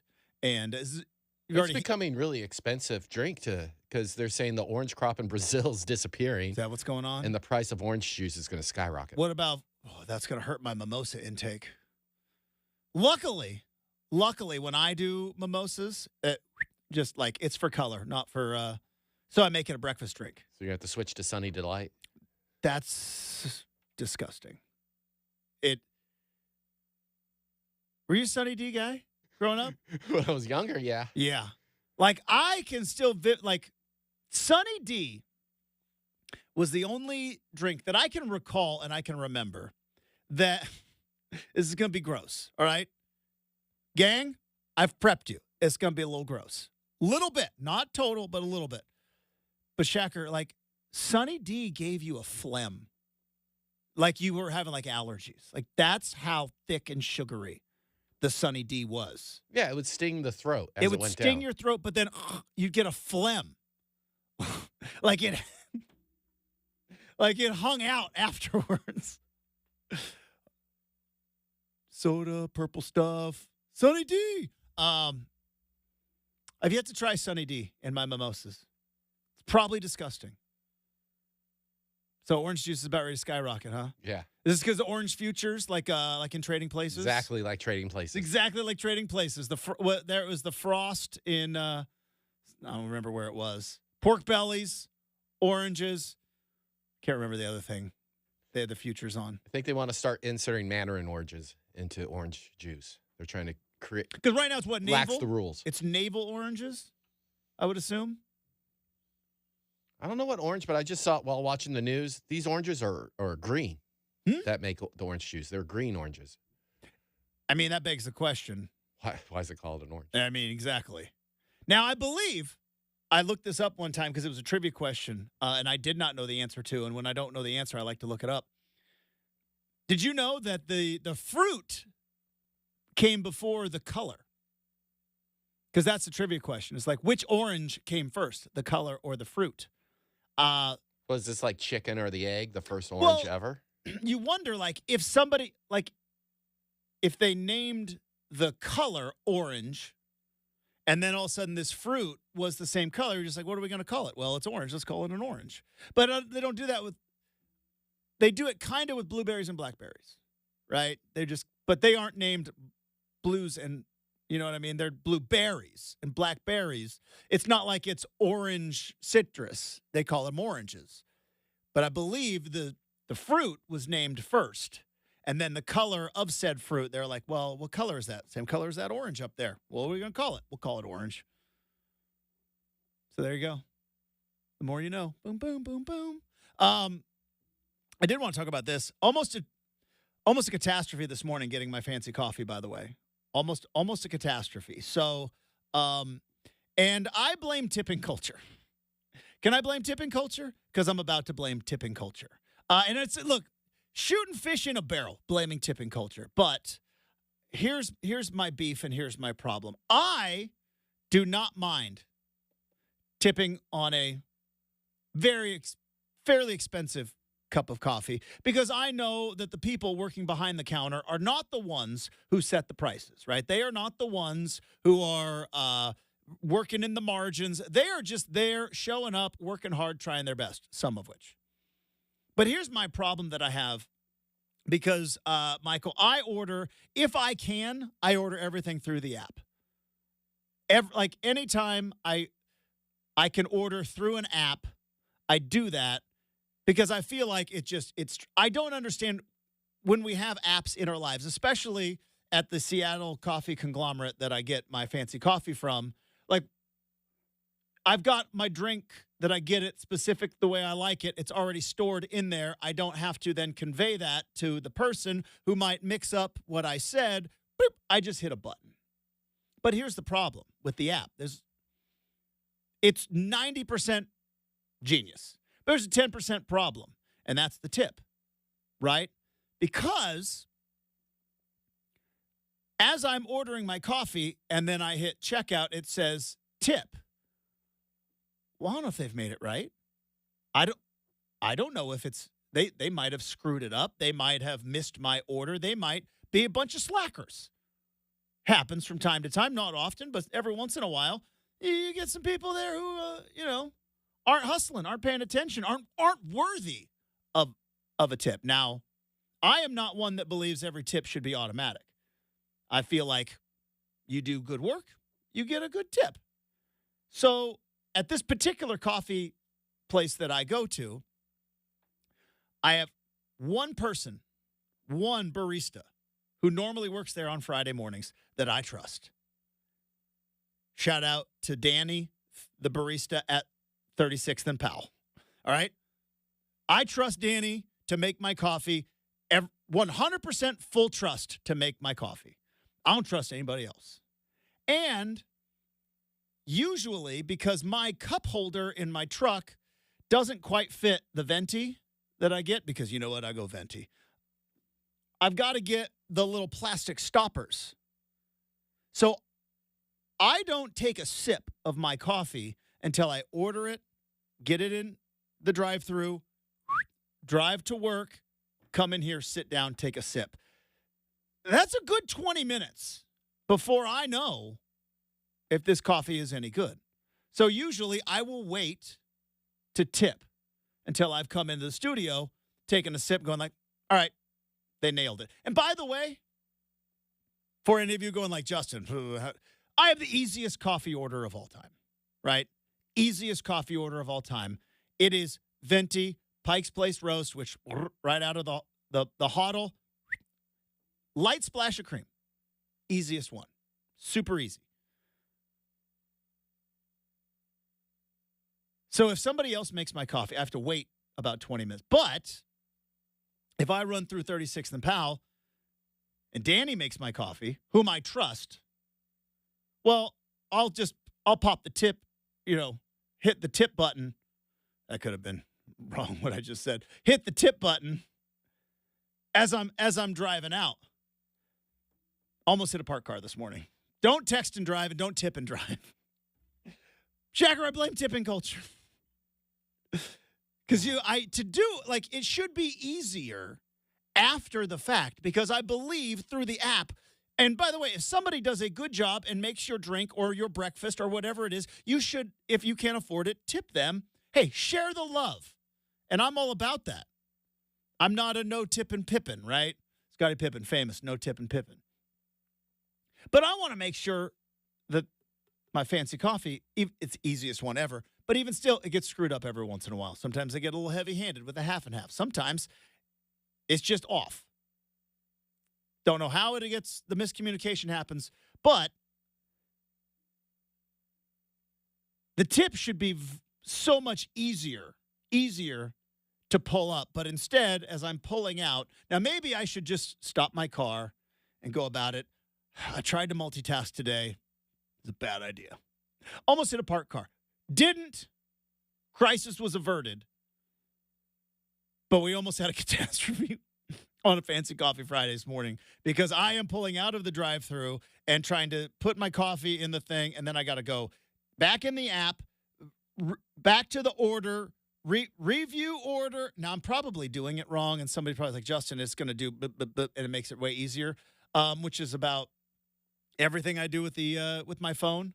But go back, previous orders, find previous order, which was, 30 seconds ago. Find the receipt and tipping button. It's not as big as you would think it would be. Should be bigger. Boom. And then I go and well, Justin, why don't you just leave the tip as you set the order? Because again, I don't know if Danny's working on this Friday. Trust her. Don't trust anyone else. But I learned a lesson. What? Don't tip? Don't tip and no, you should tip. Don't tip and drive on your phone at 4:50 a.m. when maybe you're not and you haven't had your first sip of coffee yet. Like I think that's an important lesson for all of us to learn. But you're with me on I don't like the tipping before. I like the tipping after. I don't like when you go to the coffee shop, right? And they you order what you order, and then they go, okay, and then they flip the iPad around, and I'm like, I have not tasted the drink yet. Why am I giving you $2? You might screw it up. You might forget my order altogether. There should be a secondary iPad. Probably adding a whole lot more overhead, but there should be a secondary, because I don't carry cash with me. You cash guy? Not really. I don't ever carry cash. Yeah, every time I fill up, it's with a card. I don't mind paying a little extra because I get cash back. But there should be a way when you go into the coffee house, you order it and then add tip 4 minutes later when coffee comes out, taste it, go, yep, that's the good stuff. And then you hammer that tip. I don't like the tipping before. Don't know if they've made it right. At a restaurant, I know that I've received good service, and I don't tip until after the meal. I avoided catastrophe, though. And it's good news for all of us. All right, coming up next, Brady Henderson from ESPN.com. He's going to be joining the show. Talk some Seahawks next, 620 Rip City Radio.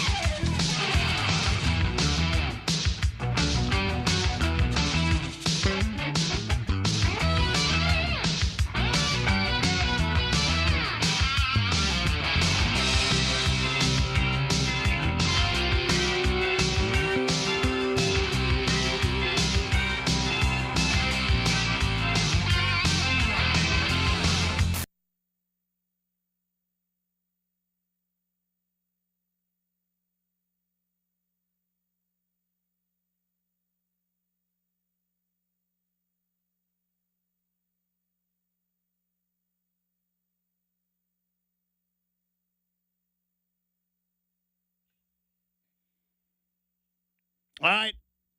Very excited to welcome back to the big show from ESPN.com, covers the Seattle Seahawks. Will the Seattle Seahawks, much like the artist who played Walking on the Sun, will they be playing Smash Mouth football? I'd like to think that was somehow related, or I just made that transition because I'm a radio professional. But a friend of the program, and I don't know, avid Smash Mouth fan? I would hope so. Brady Henderson back on the big show. Brady, good morning. How we doing, bud? Justin, if you gave me 1,000 guesses as to what band you would play, bringing me in today, I don't think Smash Mouth would have been on the list. But we are of like mind because as soon as I started hearing it, I thought, I wonder if there is a Smash Mouth football tie-in to the music there. So nice job. I appreciate it. Now, I don't know if people know this. Because we are Instagram friends because, well, we are actually friends in real life, but we're Instagram friends. And every once in a while, you will bust out the guitar because you are a talented musician, my friend. And you'll bust out the guitar and you will play on Instagram a little fun game of Name That Tune, which I very much enjoy. Any chance we get a Smash Mouth Name That Tune? No, you've seen Wayne's World, I'm sure. You know, in like the music store, there's the sign that says "No Stairway," which is kind of the universal rule when you go into like a guitar shop. And on the boat here, there's a sign that says "No Smash Mouth," so that will not be playing here. There will be no All-Star. There will be no Walking on the Sun. There will be no Smash Mouth being played on Captain Brady Henderson's boat. All right. Before we get too into the weeds, which I appreciate. I don't know if the listeners do, but I do.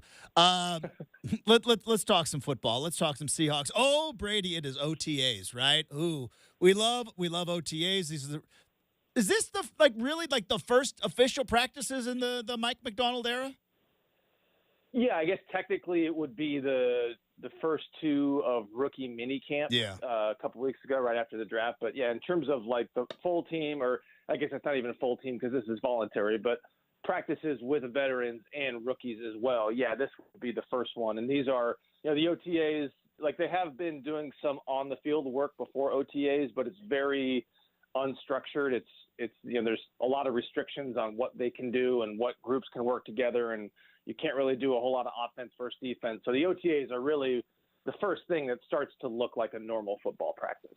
All right. So very vague and probably a bad question, but what's the buzz? Like what's the feel? What are the vibes? Because I've talked about this, Brady. There are some radio hosts that want to dive into the analytics. There's a lot of radio hosts that want to dive into the statistics. I am not one of them. I want to know about the buzz and I want to know about the vibes. How are vibes around the VMAC right now? Vibes are high? Vibes are different. I will say that. Yeah.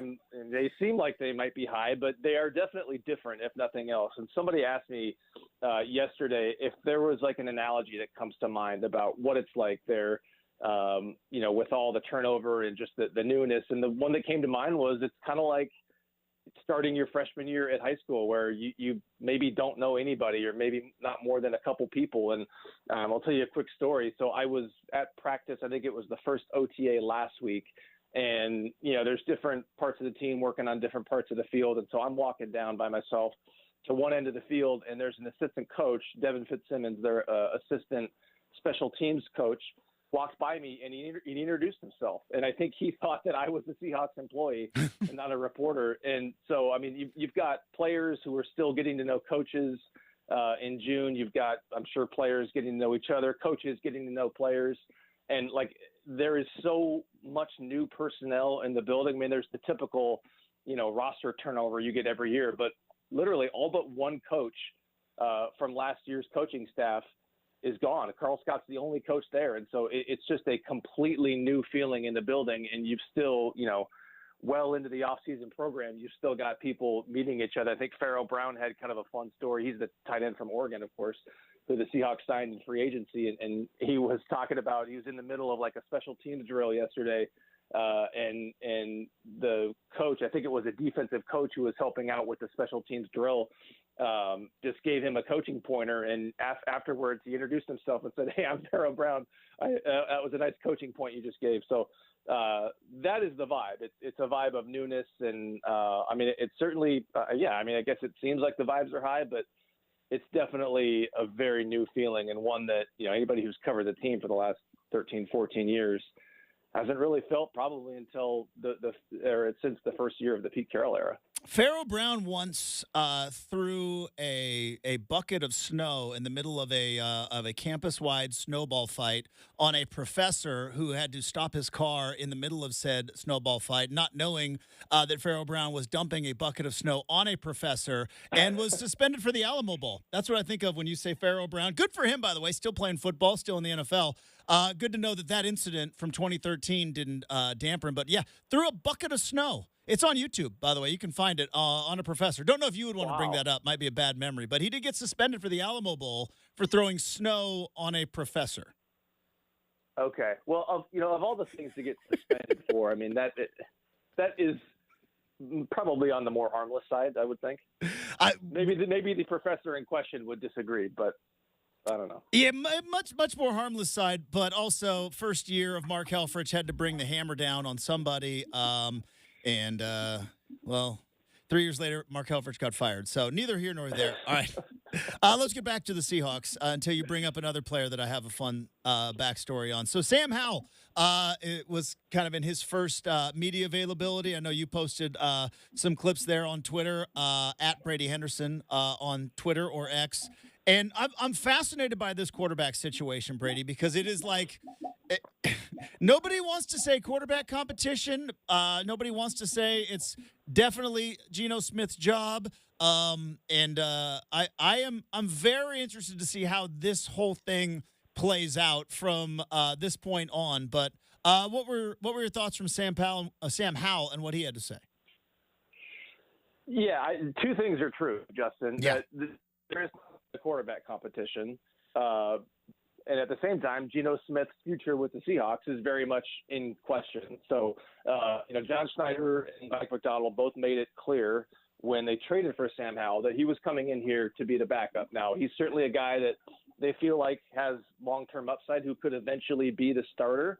And I do wonder if Geno Smith opens the season and struggles and isn't turning it around, I do wonder if maybe they could turn to Sam Howell, and maybe that leash may not be as long as it might be with some other starting quarterbacks.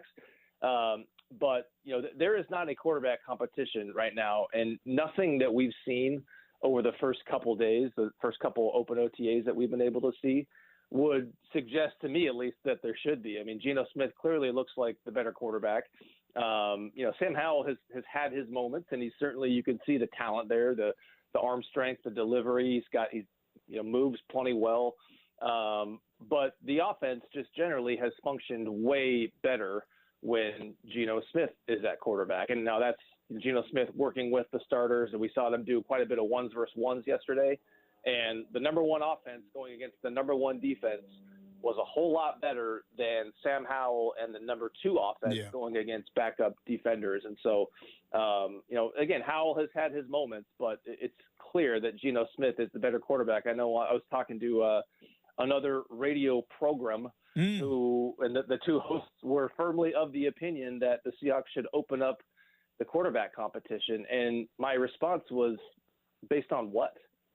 What did you see last year that would indicate Sam Howell is a better quarterback than Geno Smith? I mean, I realized that Sam Howell he played under some very, very tough circumstances in Washington, for an offensive coordinator who was hell-bent on throwing the ball more than any other team in the league, despite not having a great offensive line. He took a beating, all that. But Geno Smith didn't have his situation wasn't great either. I mean, he was playing for an offensive coordinator who I think probably would have got fired had Pete Carroll not got fired himself. He played behind an offensive line that wasn't all that good either. And so, Geno Smith, even, we've spent hours, I'm sure you have, I've spent hours writing about it. You spent hours talking about it, how, that was a down season for Geno Smith. Well, guess what?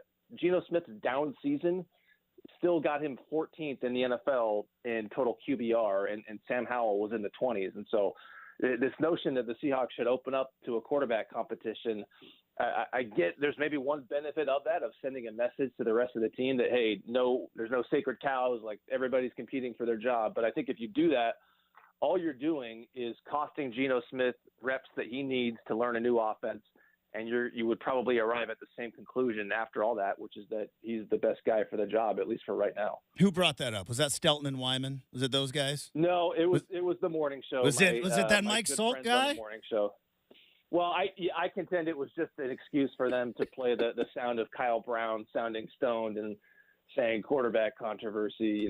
Look, and quarterback controversies, quarterback competitions are great for radio ratings. I'm sure they're great for website traffic as well, but I don't think it would be a great move for this football team.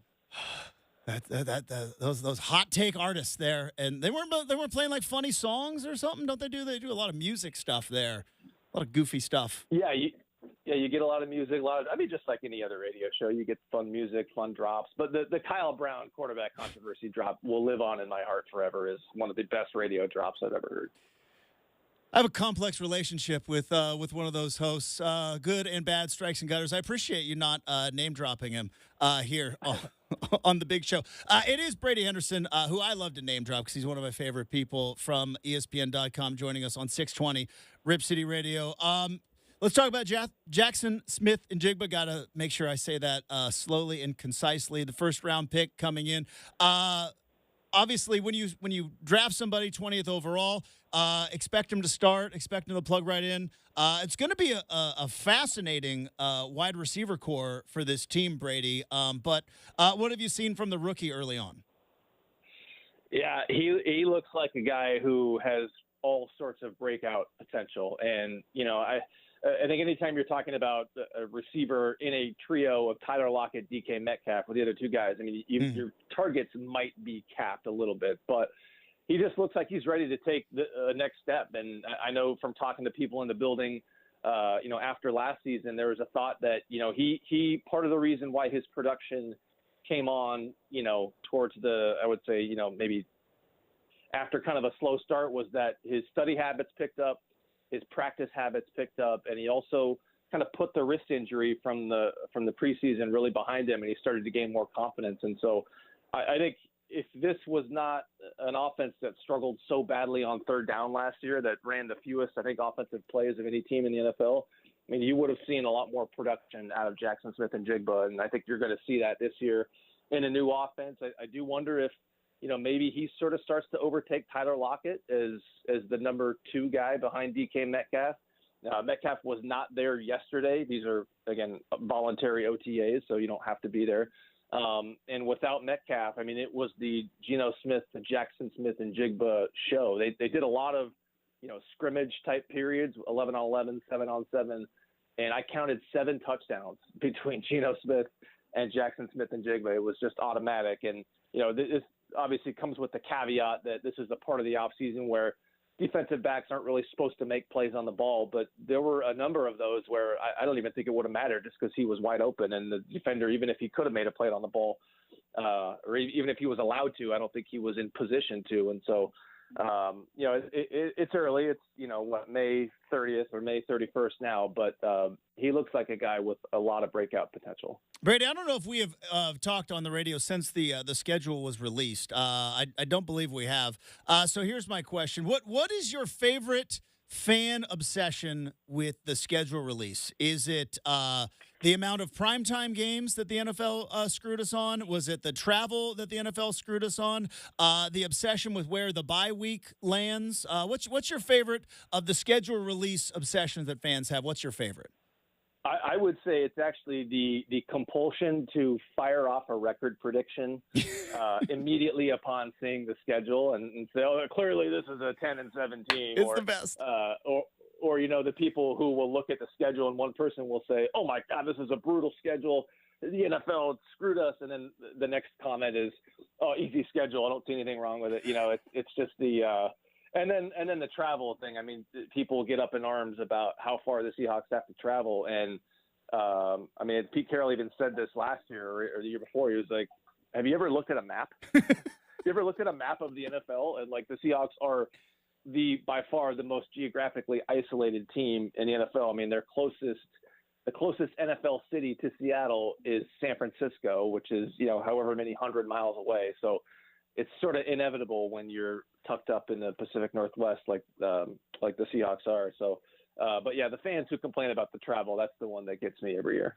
It's also funny, like, that we never learn our lesson. And I've probably been guilty of this too, but we never learn our lesson sitting there looking at the schedule in May and be like, oh man, third hardest road schedule in the NFL. It's like, did you guys not see the Houston Texans last year? Because that was supposed to be a cakewalk for teams. Yeah. And it turns out they got Rookie of the Year and won a bunch of games. And then, I don't know if you saw it, like Cincinnati Bengals was supposed to be a tough game. Well, Joe Burrow got hurt. That's a little bit different it's like Brady, we never learn our lesson looking at the schedule in spring. I guess that's why football is the best and it's fun to talk about. But it's like, fourth hardest road schedule in the NFL. It's like, for now, let's see what happens in about October. Yeah, that's right. The NFL just has a way of making predictions this time of the year look really silly, and I sort of, with like one eye covered, I went back and looked at something I wrote last year about the schedule, and I think I made some reference to the Rams being in like a rebuild, and of course the Rams beat the Seahawks twice and made the playoffs, almost won a playoff game. I know.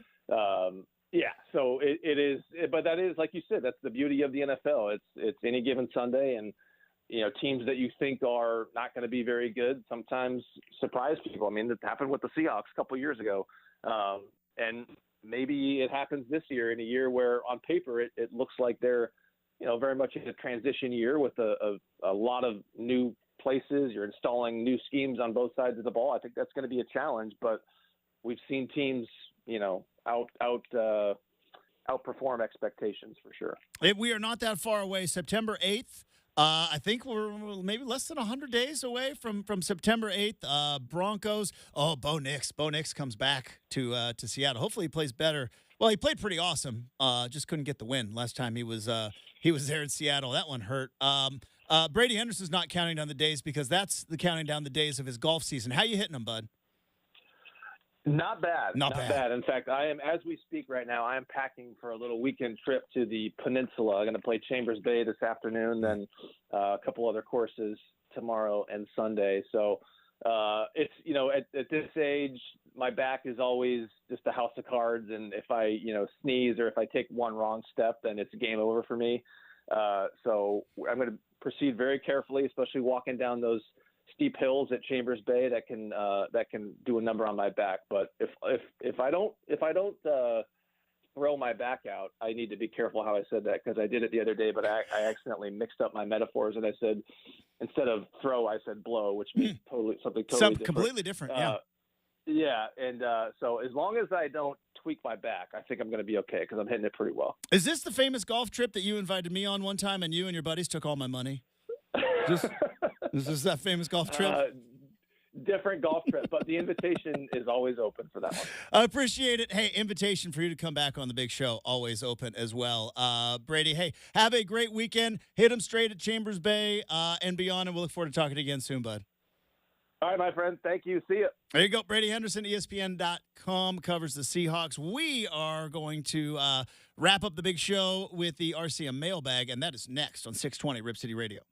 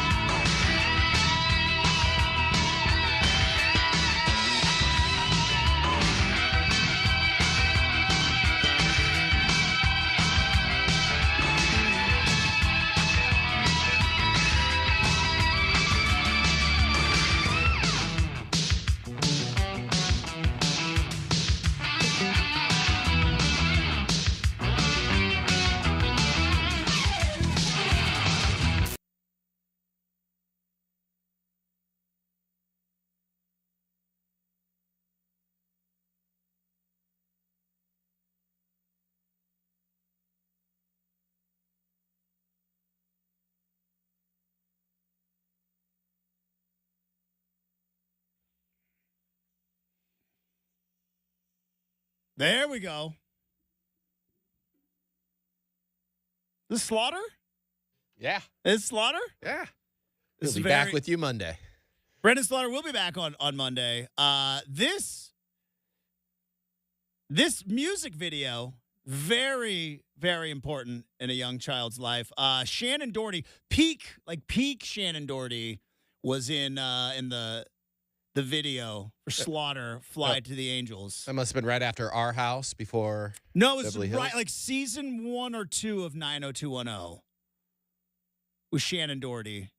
And yeah, she was in a very flowy outfit with a lot of wind machines working, if you know what I'm saying.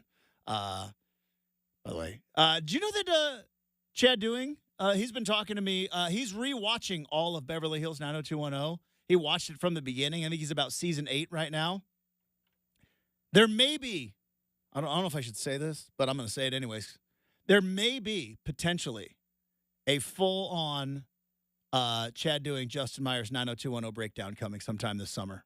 Oh, I can't wait. How deep are you guys going? You going to do Melrose Place, the 90210 reboot? You know my thoughts on reboots. But it was a great reboot. Which one? The There one was where they two. brought back the younger generation. That was terrible. It was a terrible reboot. But it was called 90210. Yeah. But none of the people were there except for I think Donna, who's still just hanging around. And then there was the other one. I believe it was called BH 90210, where they brought back everybody except for Luke Perry. R.I.P. to you, Dylan. Yeah, they used the Curb Your Enthusiasm format where they played fictitious versions of themselves. Yes, that one I got a chuckle out of.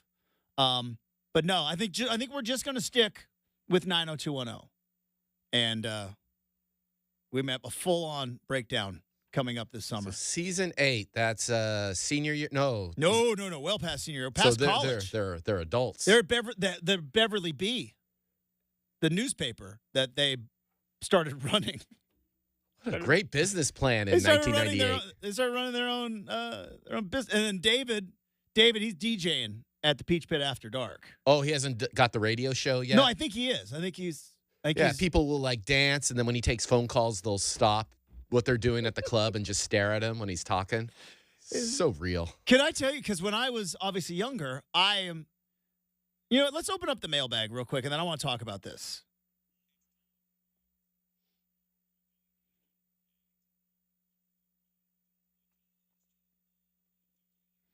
All right, first mailbag question. Justin, what do you think about David running the radio show out of the Peach Pit After Dark? Oh, I'm glad you asked, Michael, because when I was younger, believe it or not, other than Major League Baseball first baseman, which I realized by junior college, and I couldn't hit a 94-mile-an-hour fastball, that I was not going to be playing, that I was junior college good, I wasn't professional baseball good. I wanted to be this. I wanted to be a radio host. This is what I am. I am living the dream. People always say, oh, what are you doing? Living the dream. I am living the dream. Now, here's the problem, though. Because the radio has changed an awful lot. Now you got all these, you can just podcast. You can just get your laptop and you can buy a microphone and you can do your own thing. Back in the day, you had to be let into the door. And that door is guarded by very bitter old radio hosts who do not want to let people in. Shagger's nodding because he knows. So I was sitting there very lost, not knowing. I knew what I wanted to do. I know I was probably good at it, but not knowing how to do it, because you know what they don't tell you? How to get into radio, because nobody wants you into radio because you are going to take their spot. That's what they don't tell you about this business. So I watched 90210, and I saw that David was DJing at the Peach Pit After Dark. Not radio DJing, just spinning records. And he got discovered. And so he was like, hey, you're playing some nice cuts. You want to be a DJ? And then I got into the radio business and realized, yeah, that's not what you do at all. There's no picking your own music in radio. Not in any way, shape, or form. But I thought it was hilarious that David he was picking his own music as a club DJ, and that a radio owner was so impressed, decided you should host a radio show, and that it should also, You're not getting a studio built at the Peach Pit after dark. Nobody's going to put a studio in the middle of a club. Could you imagine you go to the club, you're dancing, you're trying to hit on chicks, and all of a sudden you're like, we got to stop because David's taking a phone call? But I believed it because I wasn't in the business yet. I believed it. I'm like, I just got to get discovered. That's all I have to do. I just got to get discovered. Plot twist, I did get discovered. It was at an open audition contest, but I wasn't DJing at a club. But I did get discovered. Then did a show for 8 years in a broom closet. But that's my favorite. It's one of my favorite things. I love like I'm sure cops like hate cop shows because like they don't do. My wife is a lawyer. Like we'll be watching like lawyer shows and I'll be like that, and she'll like, no, not how it works. But as a radio host, you don't get a lot. Like Frasier is kind of like our show, right? Frasier is the ultimate. Frasier and news radio. WKRP. WKRP as well. But that was obviously in the 70s in the early 80s, like you could pick your own music. Dr. Johnny Fever. Did he dump the turkeys out of the turkey toss? WKRP had a reboot. I bet you missed that. I did. I miss all the reboots, 90s. Shacker. You love them, but I don't. But watching 90210 in my early 20s, wanting to be a radio host, like more than anything, because my baseball career was over. And I thought, well, that's how you do it. Just like David Silver did it by getting discovered at the Peach Pit after dark. That's not how you do it. It's also not how the job works. You learn real fast. Hey, I like this song. I don't care.